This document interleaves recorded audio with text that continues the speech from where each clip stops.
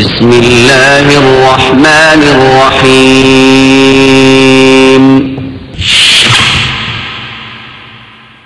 قل إن الموت الذي تفرون منه فإنه ملاقيكم ثم تردون إلى عالم الغيب والشهادة فينبئكم بما كنتم تعملون. നബിയെ പറയുക, തീർച്ചയായും ഏതൊരു മരണത്തിൽ നിന്ന് നിങ്ങൾ ഓടിയകലുന്നുവോ തീർച്ചയായും അത് നിങ്ങളുമായി കണ്ടുമുട്ടുന്നതാണ്. പിന്നീട് അദൃശ്യവും ദൃശ്യവും അറിയുന്നവന്റെ അടുക്കലേക്ക് നിങ്ങൾ മടക്കപ്പെടുകയും ചെയ്യും. അപ്പോൾ നിങ്ങൾ പ്രവർത്തിച്ചു കൊണ്ടിരുന്നതിനെപ്പറ്റി അവൻ നിങ്ങളെ വിവരമറിയിക്കുന്നതാണ്.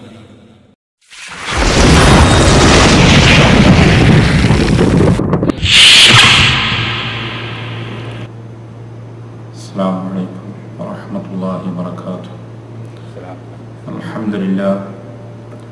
الحمد لله رب العالمين نحمده ونستعينه ونؤمن به ونتوكل عليه ونعوذ بالله من شرور أنفسنا ومن سيئات أعمالنا من يهده الله فلا مضل له ومن يضلله فلا هادي له وأشهد أن لا إله إلا الله وحده لا شريك له وأشهد أن محمدا عبده ورسوله أرسله بالهدى ودين الحق ليظهره على الدين كله ولو كره المشركون. اللهم صل على محمد وعلى آل محمد كما صليت على إبراهيم وعلى آل إبراهيم وبارك على محمد وعلى آل محمد كما باركت على إبراهيم وعلى آل إبراهيم إنك حميد مجيد. أما بعد فإن خير الكلام كلام الله وخير الهدي هدي محمد صلى الله عليه وسلم وشر الأمور محدثاتها وكل محدثة بدعة. أعوذ بالله من الشيطان الرجيم. بسم الله الرحمن الرحيم. كل نفس ذائقة الموت. ബഹുമാന്യ സഹോദരന്മാരെ, അള്ളാഹുവിൻ്റെ ദീൻ മനസ്സിലാക്കാൻ നാം ഈ ഒത്തുചേർന്നത് സ്വാലിഹ അമലായി റബ്ബ് സ്വീകരിക്കുമാറാകട്ടെ. കഴിഞ്ഞ ക്ലാസ്സിൽ മരണം ആസന്നനായ ഒരു വ്യക്തി അദ്ദേഹത്തിൻ്റെ സമീപത്തുള്ള ആളുകൾ എന്തൊക്കെയാണ് ഇസ്ലാമികമായി ശ്രദ്ധിക്കേണ്ടത്, ഈ കാര്യങ്ങളെ സംബന്ധിച്ചാണ് നമ്മൾ മനസ്സിലാക്കിയിട്ടുള്ളത്. ഒരാൾ മരണപ്പെട്ടാൽ അടുത്തു നിൽക്കുന്ന ആളുകൾ വളരെ വേഗത്തിൽ ശ്രദ്ധാപൂർവം ചെയ്യേണ്ട കാര്യങ്ങൾ, ഈ കാര്യങ്ങളെ സംബന്ധിച്ച് കഴിഞ്ഞ ക്ലാസ്സിൽ നാം ഏറെക്കുറെ മനസ്സിലാക്കിയിട്ടുണ്ട്. ഒരു വ്യക്തി മരിച്ചാൽ നമുക്ക് പ്രധാനമായ 4 ബാധ്യതകളാണ് ഇസ്ലാം നിശ്ചയിച്ചിട്ടുള്ളത്. അത് ചെയ്തിരിക്കണം എന്നാണ് ഇസ്ലാമിൻ്റെ തീരുമാനം. ആ മയ്യത്ത് കുളിപ്പിക്കുക, കഫൻ ചെയ്യുക, നമസ്കരിക്കുക, ഖബറടക്കുക. ഈ 4 കാര്യങ്ങൾ ഒരു മയ്യത്തിന് വേണ്ടി ചെയ്യുവാൻ മുസ്ലിങ്ങൾക്കുള്ള നിർബന്ധ ബാധ്യതയാണ്. അത് മുസ്ലിം സമൂഹത്തിൻ്റെ ഉത്തരവാദിത്വമായിട്ടാണ് ഇസ്ലാം പ്രഖ്യാപിച്ചിരിക്കുന്നത്. അതുകൊണ്ട് തന്നെ ഈ കാര്യങ്ങളിൽ ഓരോന്നും നമുക്കെല്ലാം അറിഞ്ഞിരിക്കണം. വ്യക്തമായൊരു ധാരണ ആ കാര്യത്തിലുണ്ടാകണം. ചില ഘട്ടങ്ങളിൽ ഇതെല്ലാം നമ്മൾ തന്നെ സ്വയം ചെയ്യേണ്ട സാഹചര്യം വന്നേക്കാം. അത്തരം സന്ദർഭങ്ങളിൽ പരിഭ്രമമില്ലാതെ ചെയ്യേണ്ട കാര്യങ്ങൾ അറിഞ്ഞുകൊണ്ട് ചെയ്യാൻ സാധിക്കുകയാണ് വേണ്ടത്. അതിനാൽ ഒരു മയ്യത്തിൻ്റെ സംസ്കരണവുമായി ബന്ധപ്പെട്ട വളരെ പ്രധാനമായ 2 കാര്യങ്ങളാണ് ഇൻഷാ അല്ലാഹ് ഇന്ന് നാം മനസ്സിലാക്കുന്നത്. ഒന്ന്, മയ്യത്ത് കുളിപ്പിക്കുകയാണ്. മയ്യത്ത് കുളിപ്പിക്കുന്നതിന് നിർബന്ധമായ ബാധ്യത ആ മയ്യത്ത് മൊത്തമായി കുളിപ്പിച്ചിരിക്കുക എന്ന് മാത്രമാണ്.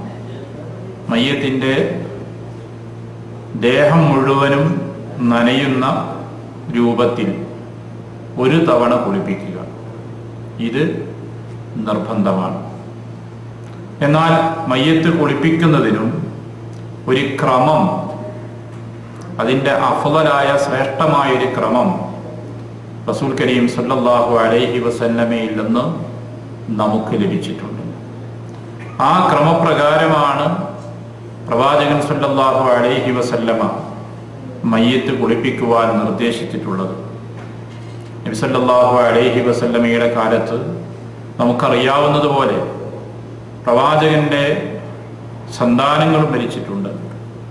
വളരെ അടുത്ത ബന്ധുക്കളും അടുത്ത സ്നേഹിതന്മാരുമായ വിശ്വാസികൾ മരണപ്പെട്ടിട്ടുണ്ട്.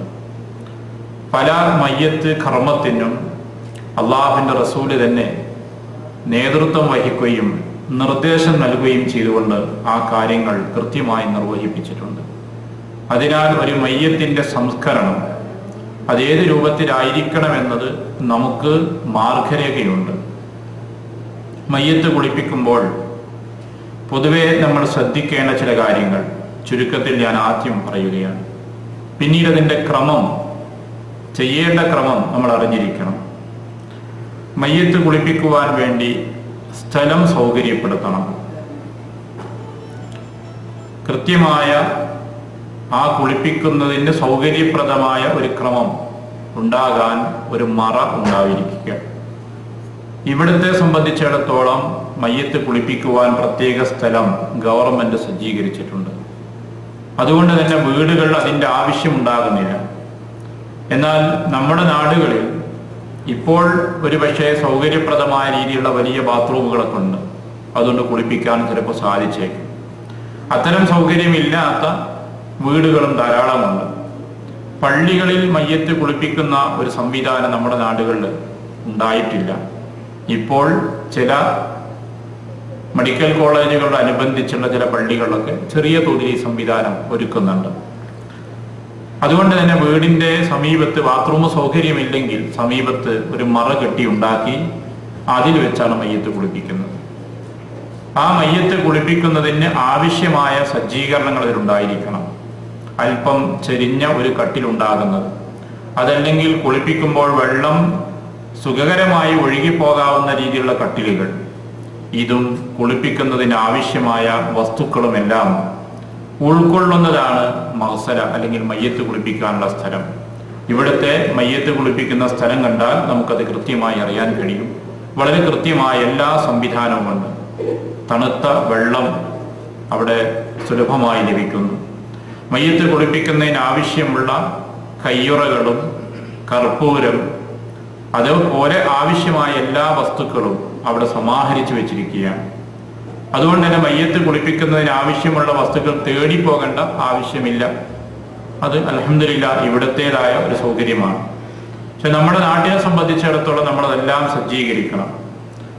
പലപ്പോഴും നാട്ടിൽ ഉണ്ടാകുന്ന ഒരു രീതി ചൂടുവെള്ളം ഉപയോഗിക്കുന്ന സമ്പ്രദായം കാണുന്നുണ്ട്. യഥാർത്ഥത്തിൽ നല്ലത് തണുത്ത വെള്ളമാണ്. ശരീരം കുറേ കാലം രോഗശയ്യയിൽ കിടന്ന മനുഷ്യനാണെങ്കിൽ അഴുക്ക് പോകാൻ പ്രയാസമുണ്ടാകും. അത്തരം സാഹചര്യങ്ങളിൽ ചൂടുവെള്ളം ഉപയോഗിച്ചാൽ അത് ആവശ്യമായി വന്നേക്കാം. അതല്ലാതെ സാധാരണഗതിയിൽ മയ്യത്ത് കുളിപ്പിക്കുന്നതിന് നല്ലത് തണുത്ത വെള്ളമാണ്. മൃതദേഹം പെട്ടെന്ന് അഴുകാതിരിക്കാനും നല്ലത് തണുത്ത വെള്ളമായിരിക്കും. ചൂടുവെള്ളം ഉപയോഗിക്കുമ്പോൾ രോഗശയ്യയിൽ കിടന്ന ശരീരമൊക്കെ ആണെങ്കിൽ അഴുകാൻ എളുപ്പത്തിൽ സാധ്യതയുള്ളതുകൊണ്ട് നല്ലത് എപ്പോഴും തണുത്ത വെള്ളമാണ് ഉപയോഗിക്കേണ്ടത്. പ്രത്യേകം മറ കെട്ടിയ സ്ഥലത്ത് സൗകര്യപ്പെടുത്തുകയും അവിടെ വെച്ചുകൊണ്ടാണ് ഈ കാര്യം നിർവഹിക്കുകയും ചെയ്യേണ്ടത്. മയ്യത്ത് വസ്ത്രത്തോടുകൂടെയാണ് ഉള്ളതെങ്കിൽ ആ വസ്ത്രം നീക്കം ചെയ്യണം. സാധാരണ നമ്മുടെ നാട്ടിലെ സമ്പ്രദായം മരിച്ച ഉടനെ തന്നെ ആ വസ്ത്രം നീക്കം ചെയ്യുകയും ഒരു പുതപ്പോ അല്ലെങ്കിൽ അതുപോലെ വലിപ്പമുള്ള വെള്ള വസ്ത്രം കൊണ്ട് പുതുക്കുകയുമാണ് ചെയ്യുന്നത്. അത് പലപ്പോഴും ആ സമയത്ത് തന്നെ ആ വസ്ത്രം നീക്കം ചെയ്ത് ആവശ്യമാകുന്ന അവസ്ഥയുണ്ടാകാറുണ്ട്. മരിച്ച ശേഷം വസ്ത്രത്തിൽ മാലിന്യങ്ങൾ ഉണ്ടാകും. എല്ലാവർക്കുമല്ല, ചില ആളുകൾക്ക് മാലിന്യമുണ്ടാകും. അപ്പം അതുകൊണ്ട് തന്നെ അത്തരം വസ്ത്രങ്ങളൊക്കെ പെട്ടെന്ന് നീക്കം ചെയ്ത് ഒന്ന് കഴുകി വൃത്തിയാക്കി നല്ല വസ്ത്രം കൊണ്ട് മൂടുകയാണ് നാട്ടിൽ ചെയ്തു വരുന്ന രീതി. അത് കുളിപ്പിക്കുന്നതിന് മുമ്പ് ഏതായിരുന്നാലും ആ മയ്യത്തിലുള്ള വസ്ത്രം നീക്കം ചെയ്യണം. റസൂൽ കരീം സല്ലല്ലാഹു അലൈഹി വസല്ലമയെ കുളിപ്പിക്കുന്ന സമയത്ത് സഹാബികൾക്കിടയിൽ ഒരു ചർച്ചയായിരുന്നു. അത് അനുജരിദു കമാ നുജരിദു മൗതാന, നമ്മളിൽ നിന്ന് മരിച്ച ആളുകളുടെ വസ്ത്രങ്ങൾ നാം നീക്കം ചെയ്ത് അതേപോലെ റസൂലിന്റെ വസ്ത്രവും നീക്കണോ വേണ്ടയോ എന്നുള്ള ഒരു ചർച്ച അവർക്കിടയിലുണ്ടായി. അന്തിമമായി അവർ തീരുമാനിച്ചത് പ്രവാചകന്റെ വസ്ത്രം അഴിക്കേണ്ടതില്ല, ആ വസ്ത്രത്തിലായി തന്നെ കുളിപ്പിക്കാം എന്നുള്ളതാണ്. അപ്പൊ സാധാരണഗതിയിൽ മയ്യത്തിന്റെ പാൻറ്റും ഷർട്ടും അതുപോലുള്ളതൊക്കെ ഉണ്ടെങ്കിൽ അത് നീക്കുകയും ഔറത്ത് മറയുന്നതിന്റെ മതിയായ ഒരു തുണി, നഗ്നമായ ഭാഗം കാണാതിരിക്കുന്നതിന് വേണ്ടി അത് മറയുന്ന ഒരു തുണി കൊണ്ട് ആ ഭാഗം മറക്കുകയും ചെയ്യുക. ഈ രൂപത്തിലാണ് കുളിമുറിയിൽ ഒരു മയ്യത്ത് കൊണ്ടുപോയി കിടത്തേണ്ട രൂപം. മലർത്തി കിടത്തുക, നഗ്നതയുടെ ഭാഗം കാണാതിരിക്കുവാൻ വേണ്ടി ഒരു തുണി ആ ഭാഗത്ത് മൂടുക, എന്നിട്ട് മയ്യത്തിന്റെ ആവശ്യമായ കാര്യങ്ങൾ ഓരോന്ന് ചെയ്യുകയാണ്.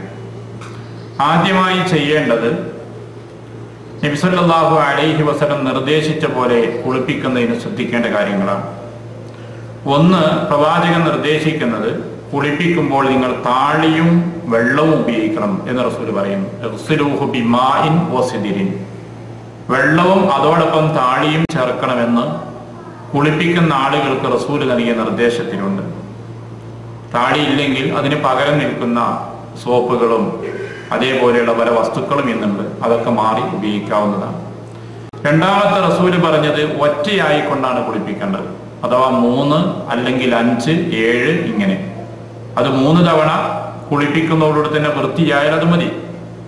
ചിലപ്പോൾ 3 തവണ കുളിപ്പിച്ചാലും വൃത്തിയാവണം എന്നില്ല, എങ്കിൽ അത് 5 ആക്കുക. 4 കൊണ്ട് മതിയാക്കരുത്, ഇരട്ടയല്ല ഒറ്റയായ രൂപത്തിലാവണം എന്ന് പ്രവാചകൻ സല്ലല്ലാഹു അലൈഹി വസല്ലം നിർദ്ദേശത്തിൽ നിന്ന് മനസ്സിലാക്കാവുന്നതാണ്. അവസാനത്തെ തവണ, എത്ര തവണയാണോ കുളിപ്പിക്കുന്നത് അതിൽ അവസാനത്തെ തവണ കർപ്പൂരം ചേർത്ത വെള്ളം ഉപയോഗിക്കണം എന്നാണ്. അത് 2 തത്വങ്ങളാണ് പണ്ഡിതന്മാർ വിശദീകരിച്ചിട്ടുള്ളത്. ഒന്ന്, കർപ്പൂരം ഒരു സുഗന്ധമാണ്, ഒരു മയ്യത്തിന് നല്ല വാസന ഉണ്ടാവുക എന്ന വശം അതിലുണ്ട്. രണ്ടാമത്തത്, കർപ്പൂരം ശരീരം അഴുകാതിരിക്കുന്നതിന് സഹായകമാണെന്നാണ്. കർപ്പൂരം നന്നായി ഉപയോഗിച്ചതാണെങ്കിൽ പെട്ടെന്ന് അഴുകാതിരിക്കുവാൻ അത് സഹായിക്കുമെന്നുള്ളതാണ്. അപ്പൊ അത്തരത്തിലുള്ള മൃതശരീരമാണെങ്കിൽ കർപ്പൂരം ചേർക്കുന്നത് വലിയ ഉപകാരമുണ്ടായിരിക്കുമെന്നർത്ഥം. അപ്പൊ ആ നിലയ്ക്ക് കർപ്പൂരം ചേർക്കുവാനും നബി സല്ലല്ലാഹു അലൈഹി വസല്ലമയുടെ നിർദ്ദേശത്തിൽ കാണാം. സ്ത്രീകളാണെങ്കിൽ മുടി മെടഞ്ഞിട്ടതായിരിക്കും ചിലപ്പോൾ, എങ്കിൽ ആ മുടി ഇഴകൾ അഴിക്കുകയും നന്നായി കഴുകുകയും ചെയ്യുക. ശേഷം മുടി 3 ഇഴകളായി 3ആയി മടയുക. തലയുടെ 2 ഭാഗത്തേക്കുള്ള മുടി 2ആയി മടയുകയും മറ്റ് മുലയുടെ മുൻഭാഗത്തു നിന്നുള്ള മുടികൾ കൂട്ടിപ്പിടിച്ച് അത് 1 മടയുക. അങ്ങനെ 3ആയി മെടഞ്ഞ് മയ്യത്തിനെ കഫൻ ചെയ്യുമ്പോൾ പിന്നിലേക്ക് ഇടുക. ഇതാണ് സ്ത്രീകളെ സംബന്ധിച്ചിടത്തോളം പ്രത്യേകമായി നൽകിയിട്ടുള്ള നിർദ്ദേശം. കുളിപ്പിക്കുമ്പോൾ പ്രവാചകൻ നിർദ്ദേശിച്ച ഒന്ന്, വുളൂഇന്റെ അവയവങ്ങൾ കൊണ്ടും വലത് വശവും കൊണ്ട് ആരംഭിക്കണമെന്നാണ്. വുളൂഇന്റെ അവയവങ്ങൾ ആദ്യം കഴുകുക, പിന്നീട് വലത് വശം കൊണ്ട് ആരംഭിക്കുക. ഇതാണ് കുളിപ്പിക്കുന്നതുമായി ബന്ധപ്പെട്ട് നബി സല്ലല്ലാഹു അലൈഹി വസല്ലം നൽകിയിട്ടുള്ള പ്രധാനപ്പെട്ട നിർദ്ദേശങ്ങൾ. പ്രവാചകൻ സല്ലല്ലാഹു അലൈഹി വസല്ലമയുടെ മകൾ മരണപ്പെട്ട സമയത്ത് അത് കുളിപ്പിക്കുവാൻ വേണ്ടി ഉമ്മു അത്തിയ റളിയല്ലാഹു അൻഹയുടെ നേതൃത്വത്തിലാണ് ആ കാര്യം നിർവഹിക്കപ്പെട്ടിരുന്നത്. പ്രവാചകൻ സല്ലല്ലാഹു അലൈഹി വസല്ലമയുടെ കാലത്തുള്ള സ്ത്രീ സമൂഹത്തിൽ ഒരുപാട് പണ്ഡിതകളുണ്ട്. റസൂലിന്റെ മരണാനന്തര ജീവിതത്തിൽ മുസ്ലിം ലോകത്ത് മതവിധി നൽകുന്ന, ഫത്വ നൽകുന്ന ധാരാളം പണ്ഡിതന്മാരുണ്ടായിരുന്നു. ആ രംഗത്ത് അറിയപ്പെടുന്ന ഫത്വ നൽകുന്ന സ്ത്രീ എന്ന പേരിൽ അറിയപ്പെടുന്ന സഹാബി വനിതയാണ് ഉമ്മു അത്തിയ റളിയല്ലാഹു അൻഹ. പല സുപ്രധാനമായ വിഷയങ്ങളിലും സഹാബികൾ അവരെ സമീപിക്കുകയും അവരിൽ നിന്ന് മതവിധി തേടുകയും ചെയ്തിട്ടുണ്ട്. ഇബ്നു ഹജർ അൽ അസ്ഖലാനിയുടെ ഫത്ഹുൽ ബാരിയിൽ ചില വിഷയങ്ങൾ ചർച്ച ചെയ്യുന്ന ഭാഗത്ത് പ്രത്യേകം പരാമർശിക്കുന്ന കാണാൻ കഴിയും. ഉമ്മു അത്തിയ റളിയല്ലാഹു അൻഹ ഈ വിഷയത്തിൽ ഇങ്ങനെയാണ് ഫത്വ നൽകിയിട്ടുള്ളത് എന്ന്. അങ്ങനെ പ്രസിദ്ധയായ ഒരു സ്ത്രീ ആയിരുന്നു അവർ എന്നർത്ഥം. ആ ഉമ്മു അത്തിയ റളിയല്ലാഹു അൻഹയ്ക്ക് ഈ പ്രസിദ്ധി ലഭിക്കുവാനുള്ള കാരണം പ്രധാനപ്പെട്ട സന്ദർഭങ്ങളിലെല്ലാം തൻ്റെതായ പങ്ക് വഹിക്കാൻ അവർ മുന്നോട്ട് വന്നിരുന്നു. ഇവിടെ നബി സല്ലല്ലാഹു അലൈഹി വസല്ലമയുടെ മകൾ സൈനബ റളിയല്ലാഹു അൻഹ മരണപ്പെട്ട സമയത്ത് ആ മയ്യത്ത് കുളിപ്പിക്കുന്നതിനുള്ള നേതൃത്വം വഹിക്കുന്ന കൂട്ടത്തിൽ ഉമ്മു അത്തിയ റളിയല്ലാഹു അൻഹ ഉണ്ടായിരുന്നു.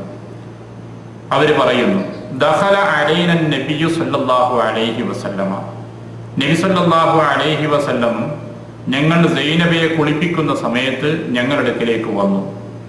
ഫഖാല, എന്നിട്ട് പ്രവാചകൻ പറഞ്ഞു, യഗ്സിൽനഹ സലാസൻ ഔ ഖംസൻ ഔ സബഅൻ ഔ അക്സറ മിൻ ദാലിക ഇൻ റഅയ്തുന്ന ദാലിക, നിങ്ങൾ 3 തവണ കുളിപ്പിക്കുക, അല്ലെങ്കിൽ 5, അതല്ലെങ്കിൽ 7, അതല്ലെങ്കിൽ അതിനേക്കാൾ കൂടുതൽ. ഇൻ റഅയ്തുന്ന ദാലിക, കൂടുതൽ നിങ്ങൾക്ക് ആവശ്യമാണെന്ന് തോന്നുന്നുവെങ്കിൽ അതിനേക്കാൾ കൂടുതൽ നിങ്ങൾക്ക് കുളിപ്പിക്കാം. ഖുൽതു വിത്രൻ, ഞാൻ റസൂലിനോട് ചോദിച്ചു, അപ്പോൾ ഒറ്റയായിട്ടാണോ കുളിപ്പിക്കേണ്ടത് പ്രവാചകരെ? നഅം എന്ന് റസൂൽ മറുപടി പറഞ്ഞു. 3, 5, 7 എന്നിങ്ങനെ റസൂൽ പറഞ്ഞപ്പോൾ അതിൽ നിന്ന് അവർ മനസ്സിലാക്കി ഒറ്റയായ രൂപത്തിലാണ് കുളിപ്പിക്കേണ്ടത് എന്ന്. അതുകൊണ്ട് റസൂലിനോട് ചോദിക്കുകയും അതേ എന്ന് നബി സല്ലല്ലാഹു അലൈഹി വസല്ലം മറുപടി പറയുകയും ചെയ്തു. വജഅൽന ഫിൽ ആഖിറതി കാഫൂറൻ, അവസാനത്തെ തവണ നിങ്ങൾ കർപ്പൂരം ഉപയോഗിക്കുകയും ചെയ്യുക, കർപ്പൂരം ചേർത്ത വെള്ളം കൊണ്ട് നിങ്ങൾ കുളിപ്പിക്കുക. ഫൈദാ ഫറഗത്തുന്ന ഫആദിന്നനി, കുളിപ്പിച്ചു കഴിഞ്ഞാൽ നിങ്ങൾ എന്നെ അറിയിക്കണം. ഫലമ്മാ ഫറഗ്ന ആദന്നാഹു, കഴിഞ്ഞ ശേഷം ഞങ്ങൾ റസൂലിനെ വിവരം അറിയിച്ചു. ഫഅൽഖാ ഇലൈനാ ഹഖബഹു, നബി സല്ലല്ലാഹു അലൈഹി വസല്ലം തൻ്റെ അരയുടുപ്പ് ഞങ്ങൾക്ക് തന്നു. ഫഖാല, എന്നിട്ട് അവിടുന്ന് പറഞ്ഞു, അശ്ഇർനഹാ ഇയ്യാ, ഇത് അവളുടെ അടിവസ്ത്രമായി നിങ്ങൾ ഉപയോഗിക്കുക. ഖാലത്ത് ഉമ്മു അത്തിയ റളിയല്ലാഹു അൻഹ തുടർന്ന് പറയുന്നു, വമശത്നാഹാ സലാസത ഖുറൂൻ, അവരുടെ മുടിയിഴകൾ ഞങ്ങൾ അഴിക്കുകയും നന്നായി കഴുകുകയും എന്നിട്ട് 3 ഇഴകളായി മെടഞ്ഞിടുകയും ചെയ്തു. വഅൽഖൈനാഹാ ഖൽഫഹാ, അത് എന്നിട്ട് പിന്നിലേക്ക് ഇട്ടു, മുന്നിലേക്കല്ല ഇടേണ്ടത്, പിൻഭാഗത്തേക്ക് ഇട്ടു. വഖാല ലനാ, അന്ന് റസൂൽ ഞങ്ങളോട് പറഞ്ഞു, ഇബ്ദഇന ബിമയാമിനിഹാ വമവാദിഉൽ വുളൂഇ മിൻഹാ, വലത് വശം കൊണ്ട് നിങ്ങൾ ആരംഭിക്കണം, വുളൂഇന്റെ ഭാഗങ്ങൾ കൊണ്ട് നിങ്ങൾ ആരംഭിക്കണം എന്ന് നബി സല്ലല്ലാഹു അലൈഹി വസല്ലം ഞങ്ങൾക്ക് നിർദ്ദേശം നൽകുകയും ചെയ്തു. ഇത് ഒരു മയ്യത്ത് കുളിപ്പിക്കുന്നതിൻ്റെ പൂർണ്ണമായ രൂപമാണ് ഈ ഹദീസിൽ നിന്ന് നമുക്ക് മനസ്സിലാക്കാൻ സാധിക്കുന്നത്. നബി സല്ലല്ലാഹു അലൈഹി വസല്ലമയുടെ നിർദ്ദേശാനുസരണം ഉമ്മു അത്തിയ റളിയല്ലാഹു അൻഹയും മറ്റും പ്രവാചകന്റെ മകൾ സൈനബ റളിയല്ലാഹു അൻഹ കുളിപ്പിച്ച സന്ദർഭമാണ് ഇത് നമുക്ക് മനസ്സിലാക്കി തരുന്നത്. ഇത് കൃത്യമായ രൂപം മനസ്സിലാക്കി തരും. അപ്പൊ അതുകൊണ്ട് തന്നെ മയ്യത്ത് കുളിപ്പിക്കുമ്പോൾ അതിന്റെ ക്രമപ്രകാരം പൂർണ്ണമായ രൂപത്തിൽ നമുക്ക് കുളിപ്പിക്കാൻ സാധിക്കണം. അതുകൊണ്ട് നമ്മൾ എങ്ങനെ കുളിപ്പിക്കണം? അപ്പൊ നമ്മുടെ മുമ്പിൽ ഒരു മയ്യത്തുണ്ട്, ആ മയ്യത്ത് നമുക്ക് കുളിപ്പിക്കേണ്ടി വരുന്നു എങ്കിൽ ആ കാര്യങ്ങൾ എങ്ങനെയാണ് നമ്മൾ നിർവഹിക്കേണ്ടത്? നേരത്തെ സൂചിപ്പിച്ച പോലെ സൗകര്യപ്രദമായ ഒരു മറ കെട്ടി സൗകര്യപ്പെടുത്തിയ സ്ഥലത്ത് കട്ടിലിൽ നമ്മൾ മയ്യത്ത് കടത്തുന്നു. ആ മയ്യത്തിന്റെ ഔറത്ത് കാണാത്ത രീതിയിൽ അവിടെ മാത്രം ഒരു തുണി കൊണ്ട് നാം മൂടുകയും ചെയ്യുന്നു. ശേഷം ആ മയ്യത്തിനെ ഒന്ന് അല്പം ചാരിയിരുത്തുക, ഒന്നിങ്ങനെ പൊക്കി കൊടുക്കുക. പൊക്കുന്ന സമയത്ത് ഒരാൾ തനിച്ചാണെങ്കിൽ അയാൾ തന്നെ മയ്യത്തിനെ താങ്ങേണ്ടി വരും. അതല്ല ഒന്നിലധികം ആളുകളുണ്ടെങ്കിൽ അൽഹംദുലില്ലാഹ് സൗകര്യമാണ്. ആ സമയത്ത് വലത് കൈകൊണ്ട് അല്പം വയറമർത്തി കൊടുക്കുക. മയ്യത്തിൽ നിന്ന് മാലിന്യങ്ങൾ പുറത്തേക്ക് വരും. ഈ മാലിന്യങ്ങൾ പുറത്തു വരുന്ന സമയത്ത് നന്നായി വെള്ളമൊഴിച്ച് അത് കളയുക. ഈ സമയം നമ്മുടെ ഇടത് കൈയിൽ മയ്യത്ത് കടത്തിയിട്ട് ഇടത് കൈയിൽ ഒന്നില്ലെങ്കിൽ ഗ്ലൗസ് ഇടുക, അല്ലെങ്കിൽ തുണി ചുറ്റുക. എന്നിട്ട് ആ തുണി ചുറ്റിയ കൈ കൊണ്ട് മയ്യത്തിന്റെ നഗ്നഭാഗം നോക്കാതെ, ഔറത്ത് നോക്കാതെ വൃത്തിയായി കഴുകുക. വെള്ളം നന്നായി ഒഴിച്ച് വൃത്തിയായിട്ട് കഴുകുക. അങ്ങനെ ശുചീകരണം നമ്മൾ ആദ്യം നിർവഹിക്കുക. ഇതിന്റെ ശേഷം മയ്യത്തിനെ കടത്തിയിരിക്കുകയാണല്ലോ. മയ്യത്ത് കടത്തിയതിന്റെ ശേഷം ബിസ്മി ചൊല്ലിക്കൊണ്ട് മയ്യത്തിനെ കുളിപ്പിക്കാൻ ആരംഭിക്കുകയാണ്. ഏത് കാര്യങ്ങളും തുടങ്ങുമ്പോൾ ബിസ്മി ചൊല്ലണം. വേറെ ദിക്റുകളൊന്നും പ്രത്യേകിച്ച് ചെല്ലാനില്ല. ചിലരൊക്കെ എന്തൊക്കെയോ ചൊല്ലിക്കൊണ്ടിരിക്കുന്നേക്കാം, കുറെ സ്വലാത്തോ വേറെ എന്തൊക്കെയോ ദിക്റോ ഖുർആൻ അറിയുന്ന സൂറത്തുകളോ ആയത്ത് കുർസിയൊക്കെ ഇങ്ങനെ ഓതനേക്കാം. അങ്ങനെ പ്രത്യേക ദിക്റുകളൊന്നും നിർദ്ദേശിക്കപ്പെട്ടിട്ടില്ല. ഇപ്പൊ നമ്മൾ വായിച്ച ഹദീസിലുള്ളത് അവ ചെയ്യേണ്ടത് ബിസ്മി ചൊല്ലിയിട്ട് ആദ്യം ഒളുവിന്റെ അവയവങ്ങളാണ് ചെയ്യേണ്ടത്. ഒരു ഒളു നമ്മൾ ഉണ്ടാക്കി കൊടുക്കുക എന്നർത്ഥം. അങ്ങനെ പറഞ്ഞാൽ വേഗം മനസ്സിലാവും. അപ്പൊ അതിനു വേണ്ടി ആദ്യം പല്ലും വായൊക്കെ ഒന്ന് വൃത്തിയാക്കണം. ഈ പല്ലും വായും വൃത്തിയാക്കുമ്പോൾ വിരലിൽ ഗ്ലൗസ് ഉണ്ടെങ്കിൽ അല്ലെ എന്തെങ്കിലും ചെറിയ തുണിയൊക്കെ ചുറ്റിയിട്ട് ആ പല്ലും വായൊക്കെ ഒന്ന് വൃത്തിയാക്കിയാൽ മതി. വായിന്റെ ഉള്ളിലേക്ക് വെള്ളമായി ആകുന്ന ബുദ്ധിമുട്ടായി വരും. അപ്പൊ ആ രീതിയിൽ പല്ലും വായും വൃത്തിയാക്കുക. മൂക്കിന്റെ ഉള്ളൊക്കെ ഒന്ന് ആ നനഞ്ഞ തുണി ചുറ്റിയ വിരല് കൊണ്ടൊന്ന് തുടച്ച് വൃത്തിയാക്കുക. അത് കഴിഞ്ഞാൽ മുഖവും കഴുകി കൊടുക്കുക. മുഖം കഴുകുമ്പോൾ ശ്രദ്ധിക്കണം വെള്ളം ഉള്ളിലേക്ക് പോകാതിരിക്കാൻ. അതുകൊണ്ട് മുഖമൊക്കെ ഒന്ന് കഴുകി വൃത്തിയാക്കി. ഇതാണ് ആദ്യം ചെയ്യേണ്ടത്. പിന്നെ ഒളുവിന്റെ ഓരോ അവയവങ്ങളും കഴുകുക. സാധാരണ നമ്മൾ ഒളു ചെയ്യുന്ന പോലെ തന്നെ. ഇവിടെ നമ്മൾ ശ്രദ്ധിക്കേണ്ടത് മരിച്ച ഉടനെ തന്നെ പലപ്പോഴും വായ തുറന്നു കിടക്കും. കഴിഞ്ഞ ആഴ്ച നമ്മൾ പറഞ്ഞു കണ്ണ് മിഴിച്ചാണ് നിൽക്കുക. അതുപോലെ ചില ആളുകളുടെ വായ തുറന്നു കിടക്കും. അപ്പൊ ആ സമീപത്തുള്ള ആൾ മെല്ലെ ഒന്നിങ്ങനെ വായ ഒന്ന് താടി ഇങ്ങനെ പിടിച്ചു കൊടുത്താൽ അത് അടഞ്ഞു വരും. അതല്ലെങ്കിൽ വായ അങ്ങനെ തന്നെ തുറന്നു കിടക്കും. അത് കാണുന്നവർക്കൊരു പ്രയാസം മാത്രമല്ല, ചിലപ്പോൾ ഈച്ചയും അതേപ്രകാരം കുളിപ്പിക്കുന്ന സമയത്ത് വെള്ളവും ഉള്ളിലേക്ക് പോകാൻ ബുദ്ധിമുട്ടായി വരും. അപ്പൊ അതുകൊണ്ട് ആ മരിച്ച സമയത്ത് തണുത്ത് പോകുന്നതിന് മുമ്പ്, ശരീരം തണുത്തു പോകുന്ന മരവിക്കുന്നതിന് മുമ്പ് തന്നെ ഒന്നിങ്ങനെ അമർത്തി കൊടുത്താൽ ആ വായ കൂടി അടഞ്ഞു കിടന്നോളും. അത് കാണുന്നവർക്ക് സൗകര്യം മാത്രമല്ല, കുളിപ്പിക്കുമ്പോഴും അതിൻ്റെ പ്രയാസം വരാതിരിക്കാനാണ്. അപ്പൊ അതേപോലെ തന്നെ ആ സമയത്ത് ഒന്ന് കയ്യും കാലൊക്കെ ഒന്ന് മടക്കി നിവർത്തിയാൽ, ചെറുതായിട്ടൊന്ന് മടക്കി നിവർത്തിയാൽ കുളിപ്പിക്കുന്നവർക്ക് സൗകര്യം ഉണ്ടാകും. ചില ആളുകൾ മരിച്ച സമയത്ത് കാലൊക്കെ പൊക്കി വെച്ചിട്ടുണ്ടാകും, അല്ലെങ്കിൽ അങ്ങനെയൊക്കെയുള്ള പ്രത്യേക പൊസിഷനിലൊക്കെ ഉണ്ടായിരുന്നത്. അത്തരം കൈകാലുകളൊക്കെ ഒന്ന് നേരെ ശരിയായ രീതിയിൽ വെച്ച് കഴിഞ്ഞാൽ കുളിപ്പിക്കുമ്പോഴും കഫൻ ചെയ്യുമ്പോഴും എന്നല്ല കവറടക്കുമ്പോൾ പോലും സൗകര്യമായിരിക്കും. അപ്പൊ അതൊക്കെ ആ സമയത്തുള്ള ആളുകൾ ശ്രദ്ധിക്കേണ്ട കാര്യങ്ങളാണ്. അപ്പൊ അത്തരത്തിൽ ചെയ്ത ഒരു മയ്യത്താണെങ്കിൽ കുളിപ്പിക്കുന്ന സമയത്ത് പ്രയാസങ്ങൾ പൊതുവെ കുറവായിരിക്കുമെന്നർത്ഥം. അപ്പൊ ഏതാണെങ്കിലും ബിസ്മി ചൊല്ലി ഒളുവിന്റെ അവയവങ്ങളെല്ലാം ആദ്യം കഴുകിക്കൊണ്ട് ഒരു പൂർണ്ണമായ ഒളു ചെയ്തു കൊടുക്കുക. ആ ഒളു ചെയ്തു കൊടുത്ത ശേഷം പിന്നെ ശ്രദ്ധിക്കാനുള്ളത് കുളിപ്പിക്കൽ ആരംഭിക്കുകയാണ്. ആദ്യം മുഖവും തലയുമാണ് കഴുകേണ്ടത്. മയ്യത്തിന്റെ മുഖവും തലയും താടിയും ഇതെല്ലാം നന്നായി സോപ്പും താടിയും ഉപയോഗിച്ച് കഴുകുക. അതിൻ്റെ ശേഷം മയ്യത്തിന്റെ വലതു ഭാഗം കഴുകണം.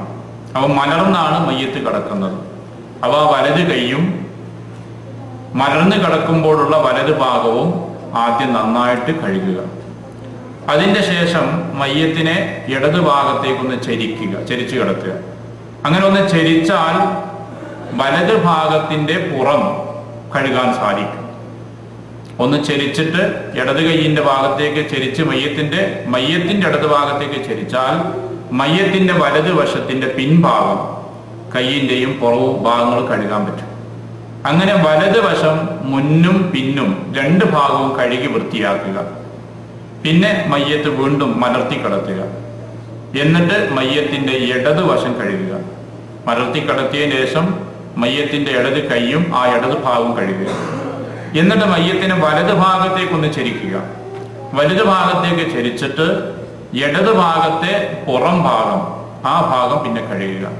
അപ്പൊ ചെയ്യുന്ന ക്രമം ആദ്യം താടിയും തലയും എല്ലാം വൃത്തിയായി ഒരു തവണ കഴുകുക.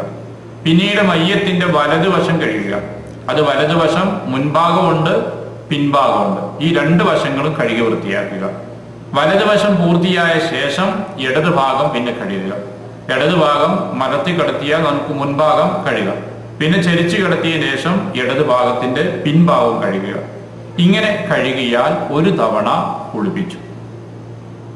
ഈ ഒരു തവണ കുളിപ്പിച്ച് പൂർത്തിയായി കഴിഞ്ഞ ശേഷം പിന്നെ ആവശ്യത്തിനനുസരിച്ചാണ് എണ്ണം. ഒന്നും കൂടി ഇതേപോലെ കുളിപ്പിക്കുക, ഒരു തവണ കൂടി. അപ്പോൾ 3 തവണ പൂർത്തിയായി.